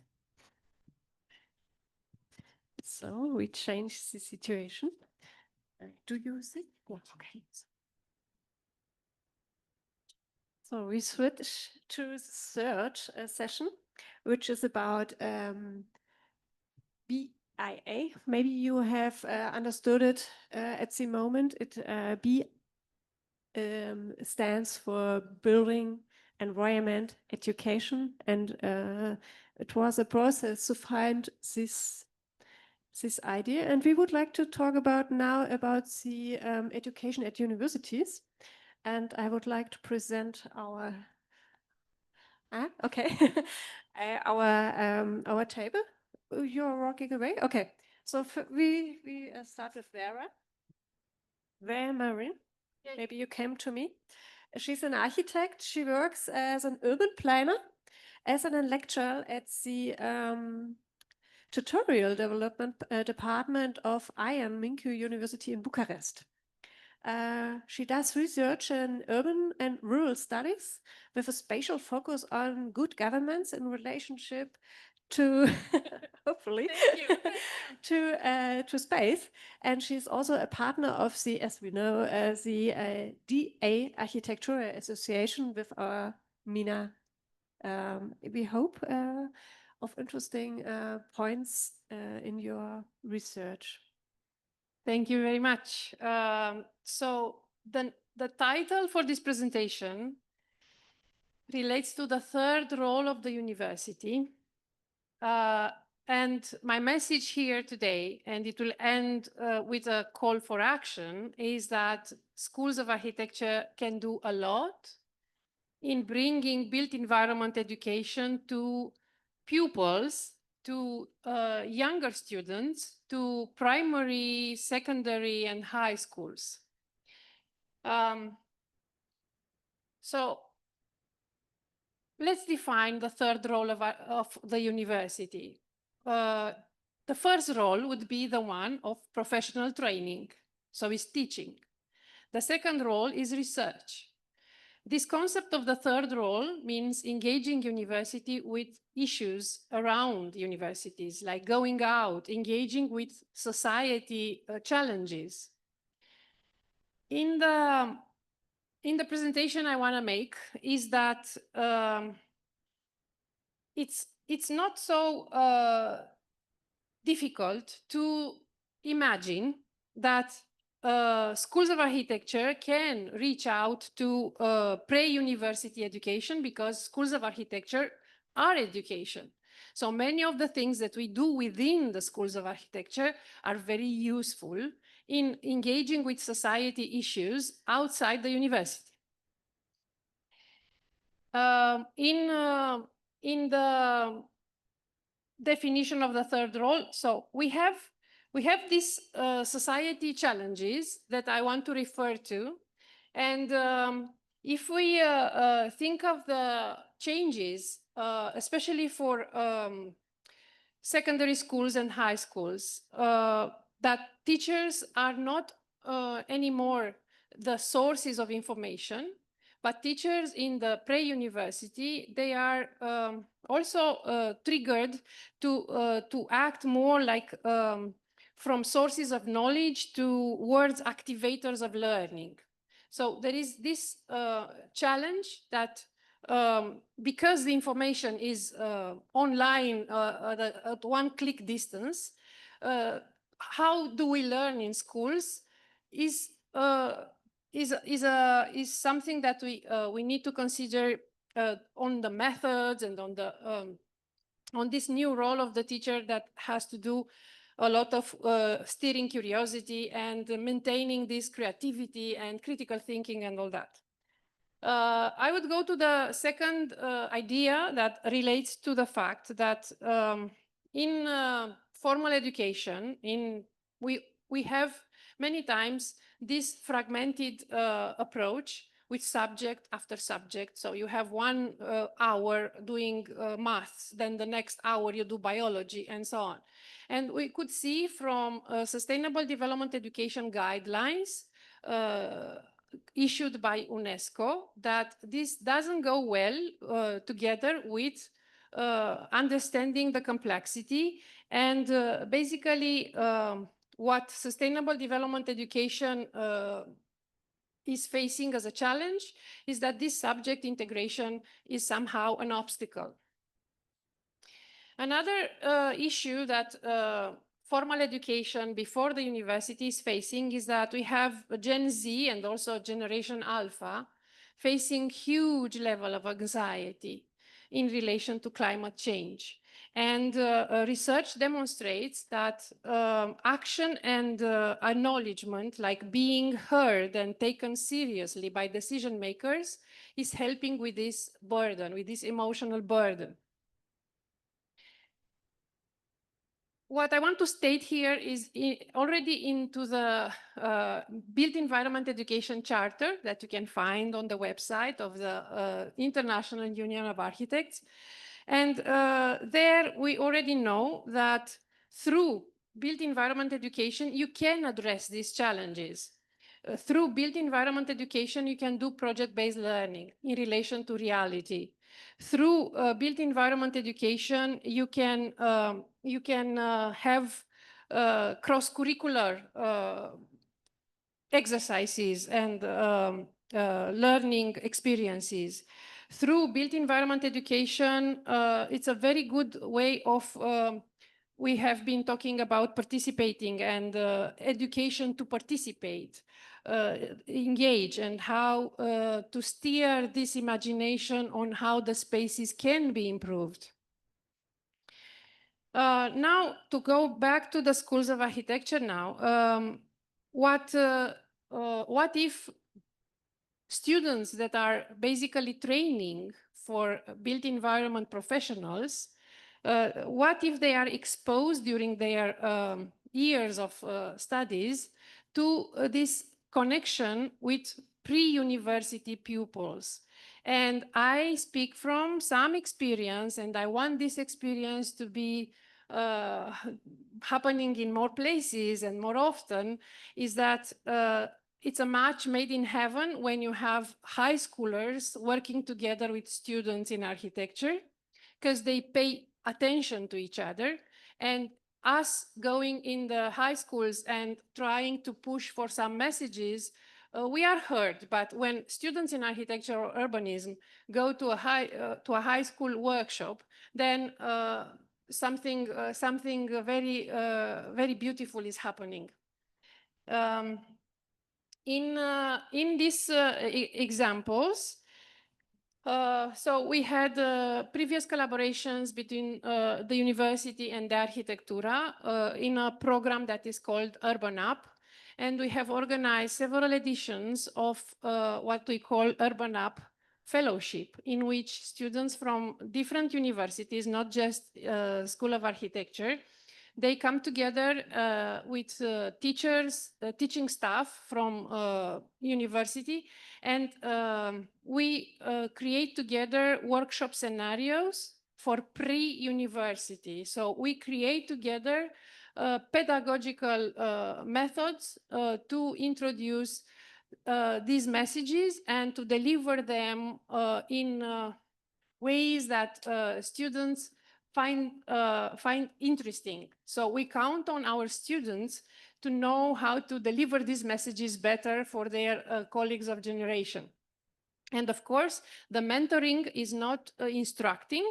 So the job of the university faculty is not to teach, but to create this frame in which students can be creative in regard to how built environment can be transmitted to younger students. And of course, here there are some difficulties, because in Romania we have this Green Week program that is for sustainable development education, and then high schools and secondary schools open their doors to workshops like we discussed, but it should be more. And to build this awareness and to build this openness of secondary schools and teachers to welcome built environment education workshops, it's a lot of work to be done. Now, the call to action I was mentioning, so my message here is that third role of the university with built environment education collaboration with schools, it's not hard to do. But of course, we need to come together and to demonstrate that in a very evidence-based manner. And for this reason, I was thinking of inviting people from schools of architecture, but not only, to join for a proposal in the Coast Action Network program of the European Union. Of course, there are eligible countries from Europe, but I was just, launching this invitation for those who are interested. Thank you.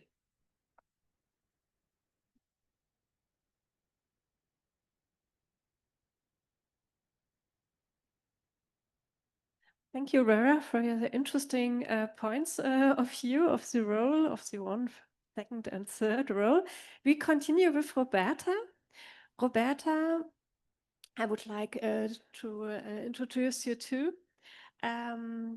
She is a director of the House of Architecture in Imen in France. She's from France. And she's an architect and a researcher at the Grenoble School of Architecture. She leads professional training sessions for architects, urban planners, and also teachers, which are interested in transmitting architectural and urban planning projects to young people. I'm interested in your third role, and thank you.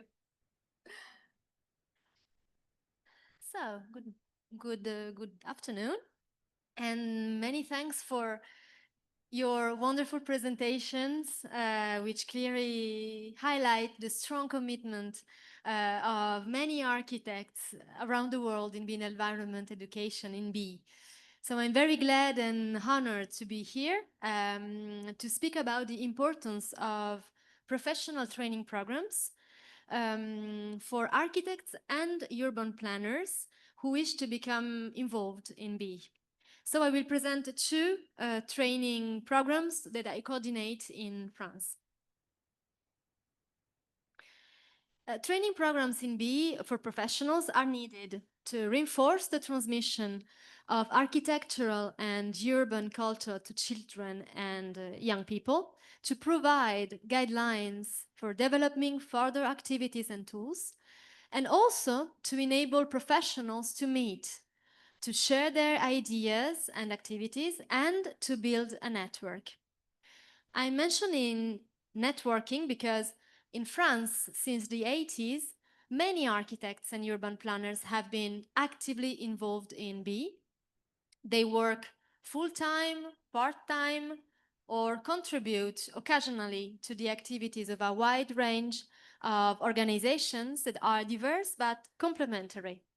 In France, we can count on 30 Maisons de l'Architecture, houses of architecture, which are cultural associations specializing in the transmission of architectural culture, supported by the Ministry of Culture and the Order of Architects.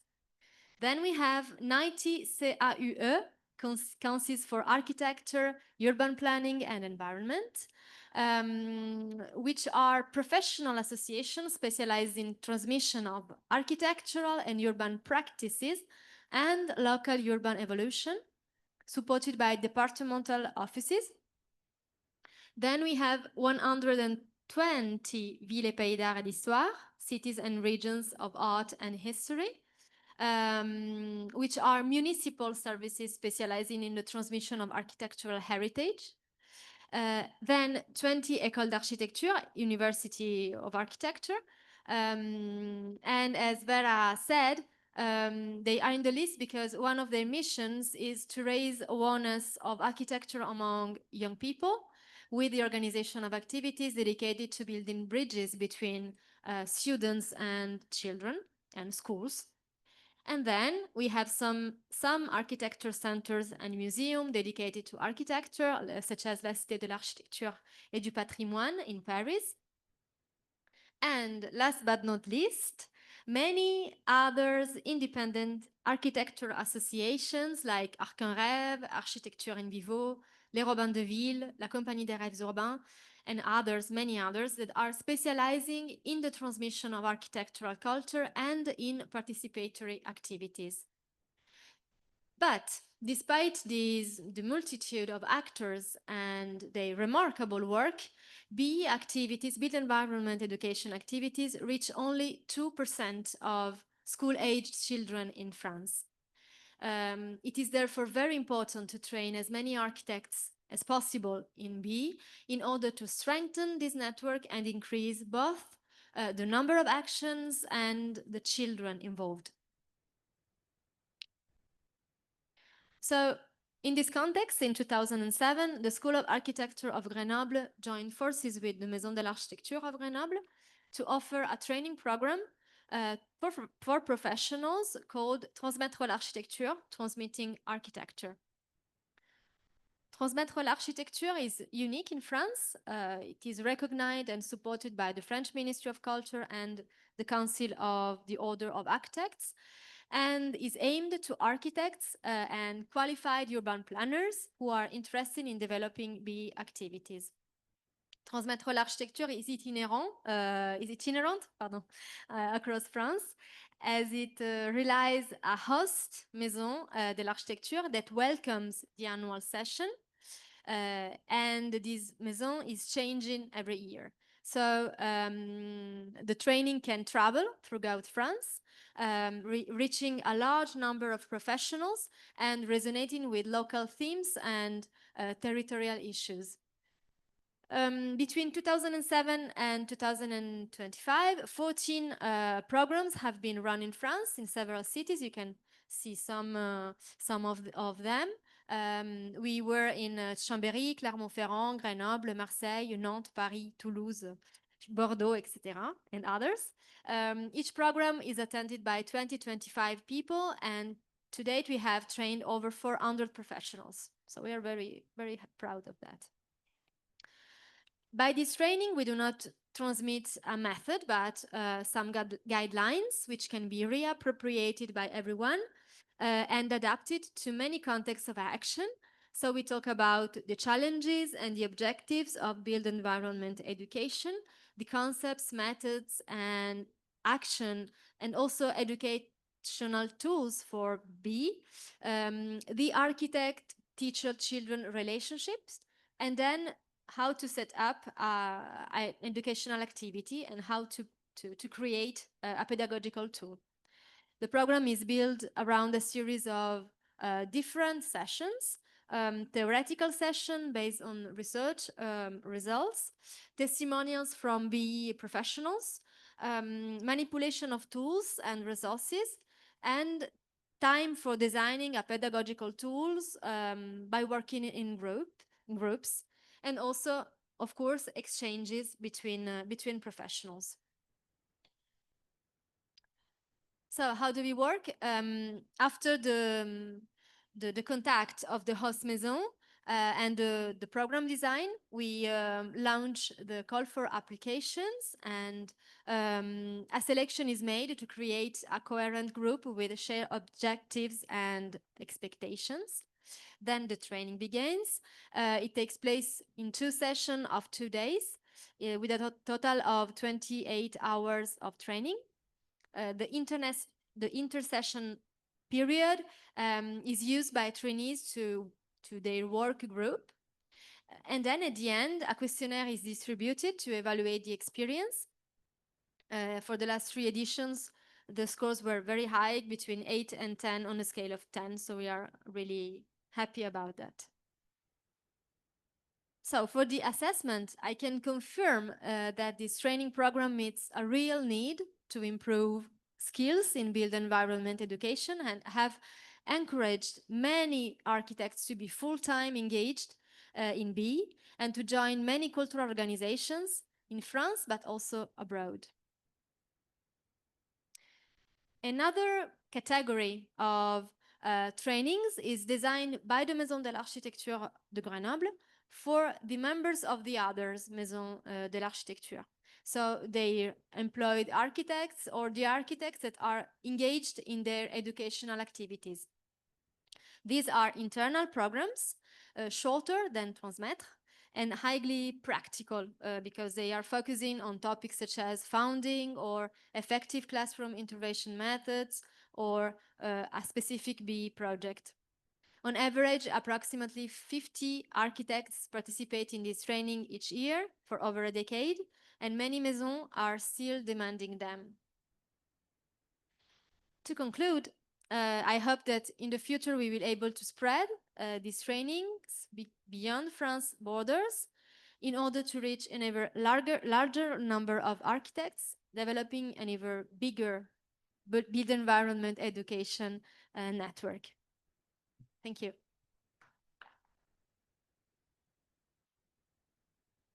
Thank you, Roberta, for this interesting view to France. And we follow with Andras. Andras is an architect at the team of CAN architects, focusing on the exploration, shaping, and experiencing of the relationship between community and architecture. Their work with different methods in the fields of communication design, social architecture, and education. Andras is also a lecturer at the Moholy-Nagy University of Arts and Design in Budapest, where also Krisztina is coming from.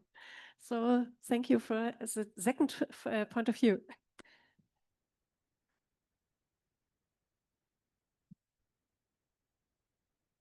Thank you so much, and thank you for the thorough introduction, because it saves me time in the short presentation. I'm trying to connect an architectural practice, a university education, and working with children, for me, what meant built environment education. That was B. But somehow B for us grew too large, or we became too focused on learning spaces. So now I'm introducing a new concept here at the Biennale, which is LEE for us, learning environment education. Learning environment education as part of B. So I'm taking a slice only and showing you why we chose to go into this focused thinking about the learning environment. We are working together with pedagogues and psychologists, and especially environmental psychologists, to develop the concept of learning environment education that consists of so far the following 10 parts that I'm gonna say a few words about. We went back to spatial perception and creation as learning processes. The inner 3D means that we become conscious that with our bodies, we are already creating spaces, we are already influencing spaces, and with very simple objects, we do the same. And to make it conscious, we use these very long rods that have been used a lot of times now, that are based on the total theater on the Bauhaus and following pedagogical concepts. But basically, all of you are using your phones to get disconnected from your physical environment. These roads are connecting you back with the environment. Without them, it's very difficult to make this. And we believe if we start working in small-scale building, not just modeling, but in this inner 3D, all skills will have the same effect as the best way to teach teamwork, because things are too heavy and too big for an individual when we are creating spaces to finish themselves. So once we start creating our own environment, either with children or with universities, or as previously mentioned, and I completely agree with Vera, it's a win-win situation when you work with different age groups. Sorry, it's not going forth. Yeah. So for architecture students to learn about the built environment through creation of building is quite normal at MoMA, at the university where we're teaching. This is done after every first year. So the students design and build for usually community in need. And we took this practice because through those buildings, they were able to take a conscious look at their environment. And we took this practice further to really map those events of learning about their environment and their pedagogy. So we're mapping both the environment and both the practices. And we do this as an office, but we're also training students, and we do this at the university, not in the inspiring scale that we've seen just before from Roberta, but classes have already appeared. We cannot pass through without mentioning school architecture. So it's only one slide here. We had a whole session in the beginning, but the integration on school architecture, both in even elementary school kids' knowledge, is very important. Outdoor learning is not new. Over 100 years ago, we started learning outside because there was a huge tuberculosis event, and it really brought out the best in students. So it's really easy after COVID to again think about going outside and learning there. But we have to create different uses for outdoor learning. So this usage design and this. Okay, we check it. They are spending more important things than I do. We are looking at a normal Hungarian school day. Once we have been through with the Hungarian teachers of what spaces can achieve.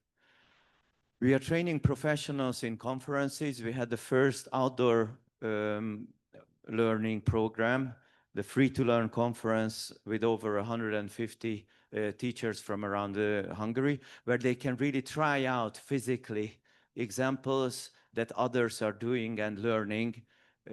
We are creating the first book that came out was of Basalt School, our outdoor learning project, which is just one part of our LEE. And the indoor and outdoor learning spaces book is also coming up, where we started using the LEE expression. And the reflection between indoor and outdoor learning was the most inspiring for us. The learning events that happened outside on these interesting spaces, like for example this one, have really crept back into the staircases, into the corridors of the schools, and they really influenced how these indoor spaces starting to help learning. We managed to put learning landscape into the new Hungarian school standard 2 weeks ago, so it's very new that we were very happy about. So we are not only talking about classrooms, but we are talking about the connection between contemporary learning methodologies and the spaces that help. And what we see is that our trip to outdoor learning really influenced our works as architects. This is also very fresh. It's from last week, the photo.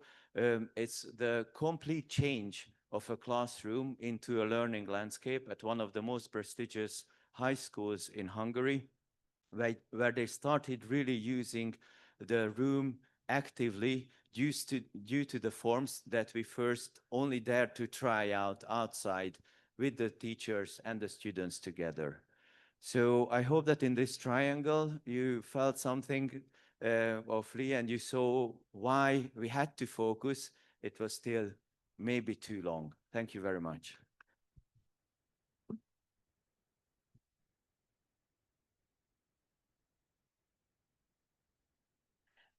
Yeah, thank you, Andras, for this second view of your work, also with the students in the scale 1-to-1. So I would like to introduce our last speaker for the last session. This is Minazawa. Minazawa is an architect. She's here. And the president of the DA Architecture Association, where she works with Vera, together with Vera. She's also one of our 2 co-directors of our work group. And she searched her Zoom. But she gets help from this team here. We are very happy to have you on our side. And I think it will work. So Mina is also one of the co-directors. We have got 2 co-directors at the UIA work group, Architecture and Children. One is Carolina from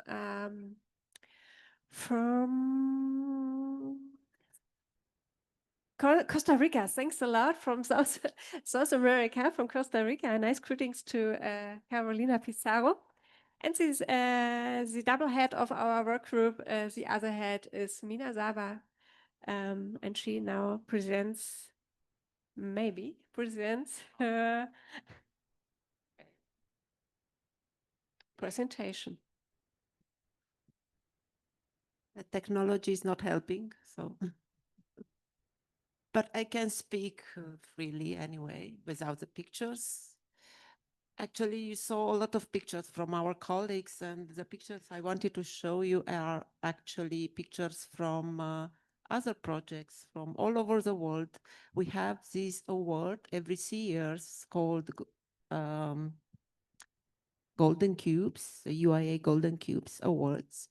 And we have a lot of projects of all types, of all sorts. Oh, am I having this?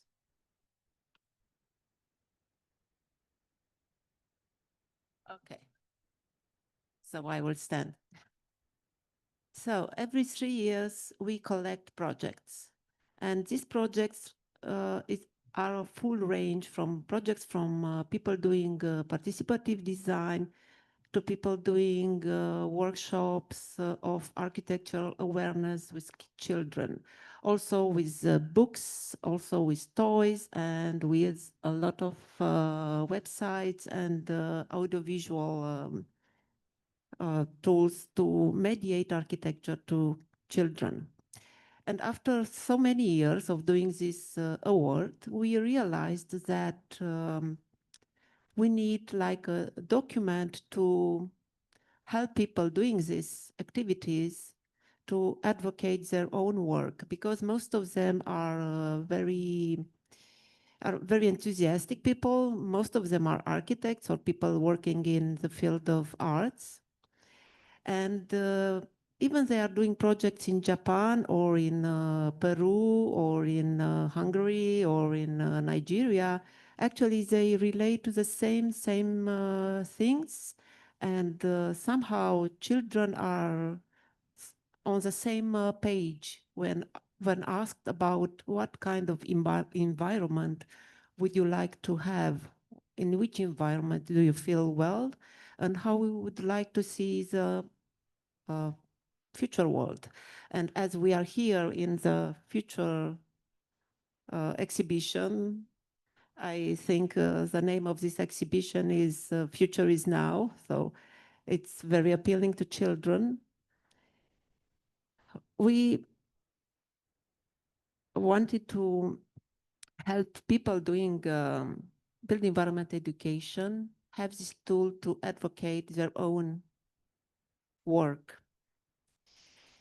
And well, what architects usually do when they get very bored with clients and projects that never end and clients that doesn't understand them, they realize that they need a better client. And what do? Actually, they go to schools and try to teach the young ones to be better clients, or maybe to ask more from their environment. This is mostly the reason that many architects started to do this in their career. And doing this, they realized that they are socially engaged. They didn't know this word, but afterwards, they realized that they are socially engaged through built environment education.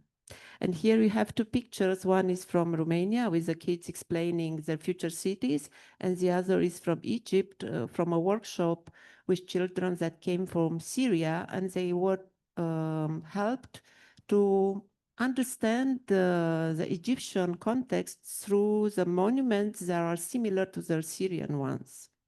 And they are both from the Golden Cubes Awards pictures. Also, as you might have learned before from my colleagues, all the environments form the children's behaviors. So if you live in a beautiful city, in a house that gives you a lot of stimuli, you might develop in a certain way. If you live in a place where it's a lot of poverty and the life quality is different, you might develop in a different way. It's a very basic way of thinking, but sometimes we forgot this, that all the environments influence children's development. And we are very sad to see that many schools all over the world look like little prisons. So the schools you have seen today are lucky examples for lucky children. And here you have two examples. One was before presented by Andras, and the other one is actually the road to school. I don't remember the country, but sometimes kids forgot what they see because they look in the phone. They are not interested about the built environment. And one good exercise is to make them see what is on the road to school. And they have they discover amazing things. Of course, as we all say, they will create the future built environment. But how? Because today we have all these digital artificial intelligence tools that will help us build the future environment. But if we do not relate back to our basic human senses like touching, smelling, feeling, balance, playing, dreaming, I think the AI will take over and we will feel lost and maybe we will die very soon. So I think one of the tasks of people doing built environment education is also to connect kids and teenagers with their own body and with a physical environment, to physically explore the buildings and physically explore the environments and see what they like and what they don't like, and have a critical judgment on this. Of course, have seen before, and my presentation is more like a conclusion. Using built environment, you can have in school a lot of teaching tools, and you may have for your kids, you may create a lot of good and different learning experiences. So starting to build or starting to build a one-to-one scale project or a small scale project, they begin to understand where they are, how they live in that environment, and if they can influence it. Because the biggest task of us is to teach them that they have a voice and they can influence their future environment. Even they would be architects or non-architects, they all are the citizens of this planet. Also, doing built environment education, you have to work with children in different social contexts. And as my colleague said, I just came from South America, where we have a meeting with our colleagues from South America. And most of their projects are done in very poor neighborhoods, because there are the kids that need the most this kind of learning experience. And there are kids that are trying to change their environments by doing small interventions, sometimes guided by an architect, but most of the time they begin to discover that they have this power to own that place where they before were not allowed to play. And of course, there are, on the other side, the kids from our happy world, I would say, can do a lot of work. Oh, my time is over. Do a lot of work in museums, in schools, and they have a lot of tools that we already developed for them. You can work with very young kids or with teenagers or even students. Sometimes the challenges are the same, and well, what you find out might be very revealing for you as an architect. They learn about spatial awareness, critical thinking. They test their imagination and their sense of citizenship. And they can make experiments, and they can help themselves read pictures, read architecture. They begin to read our language as architects, the spatial language. And also they learn a lot about environmental sustainability, a subject that somehow affects them all, and they know a lot. Sometimes we learn from them how it is to be more sustainable in your actions. As our third part of the talk was related to, we should bring more of built environment education into the central and formal education system. There are many ways, many tools. Each country has its own way of doing this. But the most important thing is that we meet each other and we change experience and try to push forward this way of learning, or this subject, I might say, to be accepted in a formal curriculum. And of course, what is very important when you go to schools and you want to have this curriculum into the formal education, to make a team with teachers, with pedagogues. And as I learned from my colleague from Costa Rica, she also make team with people from the city hall, council members.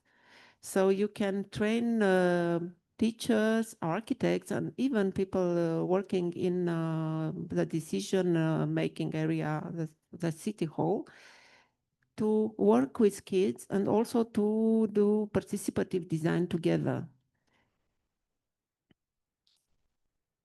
Well, as I've said before, you can do this in different type of contexts, even for much more cultural and lucky contests, I call them. And what I actually invite you all is to look for our built environment charter for children and young people, because it's a framework and it's a guide to promote this kind of education to different stakeholders, especially to stakeholders that are related to education policies and architectural policies. So we thank you all for being with us.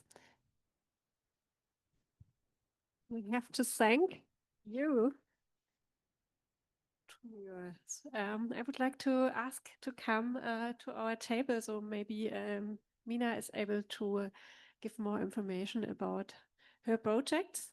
Yes, please come, Roberta, Vera, and Andras. Get a new picture in the background,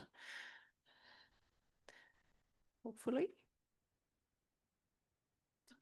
It's a good picture. It's, maybe another one than here, but it's even better. So first, I would like to ask you, as the auditorium, did you understood all good, or should we ask one of the speakers again? No, it don't seem. So I have a first question. I would like to ask you about your own memory. Did you, or in your own powers of recall, what did you learn at the university about B? Can you remember? Was this a topic in your own history in university? So I am trained as an architect, so I had like 6 years of built environment education at the university, and then another 2 in urban planning and urban design, and then another 5 for my PhD. So I like school, that's for sure. What I want to say is that very rarely you are asked as a student in architecture or urban planning to be aware of your own learning and to learn how to learn. Like very often you are in a studio getting this harsh critique in a presentation. And I might say that maybe in schools of architecture, there is need for more pedagogy and more attention for how we learn as architects to be. So that's to answer the question. What about your memories? I was a little shocked when I arrived at the University School of Architecture, because so the Architecture University, because I really discovered architecture, and I discovered to look at architecture there. I'm not My parents are not architects. I didn't do any built environment education during my school's year before university. So when I learn how to look my environment, my built environment, and I discover architecture there at that point, I said, but what's how why I started to have this kind of conscience and knowledge at my 20s. It's so late. Why so late? It's like I'm in I build an environment every day of my life, every moment of my day. So what's the problem? Why we don't talk about architecture before? And I think that I'm engaged in this kind of practice because of that. And it's because of a UIA Congress that I discovered this kind of practices. So I'm really honored and grateful to be there and continue this kind of presentations and transmissions. I think the closest I got to be as a kid, I don't know if it existed as a concept, but I think it was music school. So, and because it was such a word that opened up, and I was able to inhabit, and I was able to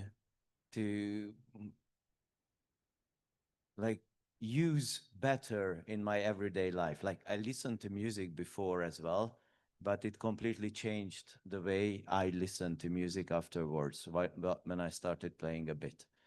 And I also agree. I mean, we spend most of our lives or all of our lives in built environment. So everyone should learn it. This is the first thing we should learn. Maybe we can speak first, but maybe we should just build together and then go from there.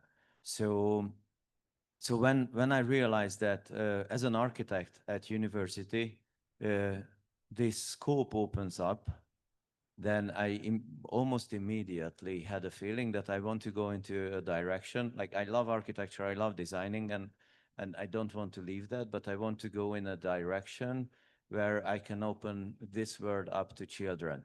And I was insane. Like the first thing I did was contemporary architecture walks in Pannonhalma, which is a 1,000-year-old archery in Hungary for children. And it was only for the age between 6 and 10. So I did contemporary walks as an introduction, which wasn't the best thing to start with, but somehow it started. But I knew quite soon that I wanted to go into this direction. So I did my doctorate on kind of built environment education, the connection between spatial perception and creation, or the consideration of these as learning processes.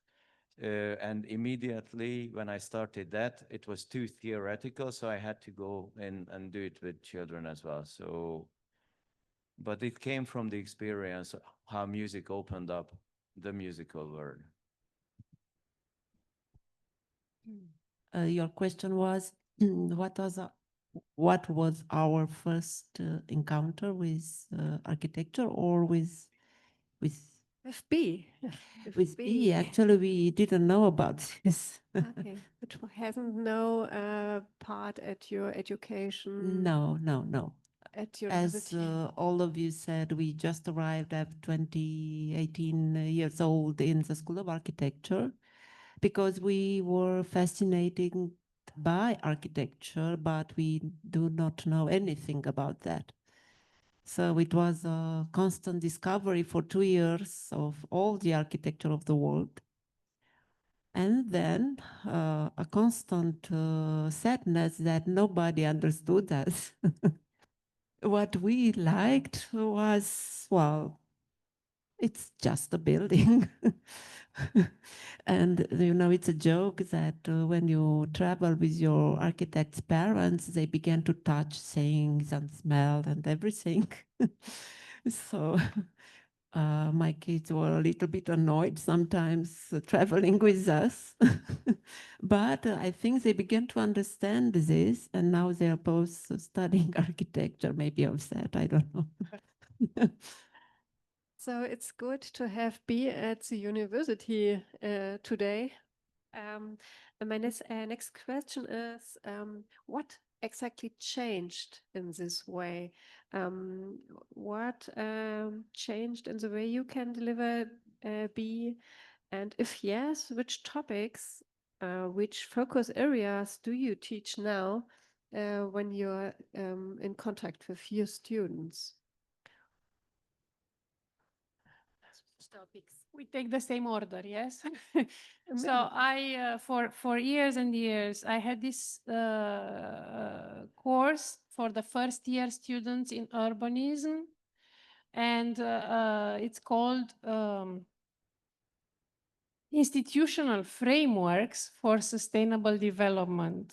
And what I do is basically encourage first year students who are almost like high schoolers to pay attention to the roles of different stakeholders and imagine that even if they draw the most beautiful scheme, this cannot become real unless they understand who is who and who does what and how the different stakeholders interact to each other. So basically, I have to do some civic education again because it's done when they are in the 7th grade, but they do not relate the things they learn in civic education about the role of the local council to the job of an urbanist or of an architect. So they stay separate subjects. So you need to train students in architecture or urbanism to pay attention to the mechanisms, to the processes that are at work in order to transform the built environment. And that's maybe about soft skills that are very hard to get in technical universities. So this is what I do.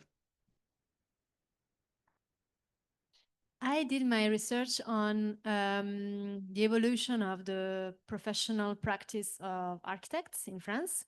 So especially in built environment education for children, but more largely on transmitting architecture to people. So what I do with the students in the University of Grenoble is to talk about this kind of diversification. I don't know if it's a term in English, but of transformation of practices and on how architects today are really involved in this kind of actions, especially towards children. So it's a little option in their parcours, in their process of learning and of being architect, but it's important to discover this kind of actions. I'm teaching architects and pedagogues separately. So I think I'm teaching pedagogy to architects and architecture to pedagogues to bridge this gap. And I'm focusing on learning spaces, but not just, so pedagogy is not just useful when you're designing schools, because I think that in B, if you try to approach children, if you try to approach the teachers, they know the language of learning. So and as an architect, you more or less forget it. So I'm trying to relearn learning methodologies and especially teamwork with the architects. And with the pedagogues, I'm focusing a lot on environmental psychology, how when they use their environment, how it affects them subconsciously or unconsciously, and how can they turn it into a conscious rearrangement. My favorite one, and I'm always teaching this to kindergarten pedagogues, why they must not leave on the snowflakes cut out of paper on the windows. Because at least in Hungary, but I think all over Europe, 95% of kindergarten pedagogues become kindergarten pedagogues because they want to cut out snowflakes and put them on windows. I tell them this so as a joke, but they really so and the making the turn from seeing it as an obstacle from connecting with the outdoor world and everything. So these small things. I'm with pedagogues. I think I'm teaching these small things of the environment. Oh, well, I'm not teaching. I'm not working in a university. I'm just practicing architect and cultural programs manager or something like this. It can be called. So I have to teach my colleagues, architects or non-architects who are doing these programs, how to make their programs visible and how to make their programs work, and somehow how not to take themselves too seriously, and at the same time how to balance this passion they have with the results that they are looking for. So I think I'm teaching the teachers something like this, or teaching the doers, because most of them are doers. They are people that are going out there and do things. It's an interesting thing. I'm teaching at the Bauhaus University in Weimar, and we have a cooperation between architects and artists. And you all didn't spoke about artists in this projects, I realized. So in my school, we teach the teacher of tomorrow what they should give young people of thinking architecture. So this is a part of the artists at my school and not of the architects. So it's interesting to hear. My last question is, what are your successful methods of teaching B at your school? And how these methods or these subjects are integrated in your university's curriculum? And the very last question, how many students do you reached with your methods or with your subjects? So I will leave the pupils that we reached to Mina, the numbers, great numbers for an association that was created a decade ago. What I want to say is something here now. It's in relation to my presentation on the third role. It's okay. So we do not have in the teaching program things that Tunis has or University of Grenoble. But what we have is these credits that can be recognized with internships or with participation in events and conferences. And even though it's not a big number of credits, it's still opening the schools to towards what's going on out there. So I think it's a more flexible way, but of course, we would advocate for the Order of Architects to recognize this archi-trainer or this built environment professionals who are good in transmitting architecture to have, you know, this recognition. I think it's important. So having recognition within the schools for built environment education activities, and also recognition from professional organizations, I think it helps. You asked for a special method or to, yeah. Either with students or professionals in trainings, we insist on using our senses to appreciate architecture. That's why we don't have to know all the history of this project to understand things. We can just watch or touch or smell or yeah, try to leave the to be here and to be there and to be present for architecture. So I think that This is the kind of methods, really simple methods, really simple tools. We don't do special tools, really expensive tools. No, just a paper and a pen. It's okay. And your hands, your eyes. It's okay. So be just with our bodies and appreciate things and our surroundings.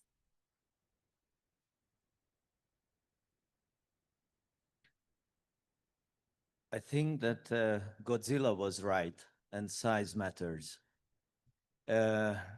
So the special tool that I would say that I strongly believe in is building in large scale. And today I saw a great example from Suzanne that it made me think, because they are using these pinwheels and the paper boats, tiny things, but they're making many of them. And with many, you can reach large scale that you are already in the space. So I would say that creating spaces that are larger than us, that we can really inhabit with any kind of tools is the key in built environment education. What was the question? Mina. Because we talk about many things. So Yeah, as the problem the is initial maybe question. a bit. I would like to have some tricks for B at the university, and you told us that you are not working at the university. So maybe my last question for you is, what do you think about the last 3 hours? About the last 3 hours. It was a long run, like the marathon outside. Actually, we are on the marathon all the time. Talking about numbers, I remember that we counted the last Golden Cubes entries, and if we receive around 80 entries for 40 countries, actually they are multiplied, and there are around 300 or 400 entries each year from all over the world. So actually this subject we are dealing with, it's much more spread, but also unknown. So maybe our task today was to put it on the map somehow. And I really thank Biennale and the Speaker's Corner program, Jen's program, to having us here and helping us put this thing, build environment education, on architect's map. Because we are here for such a long time and we need to stay and grow. And I think we are This was a over the time. wonderful last word. So thank you all. Part 1, 3, and 4. And it's good. Thank you. We would like to have a picture here or here. With the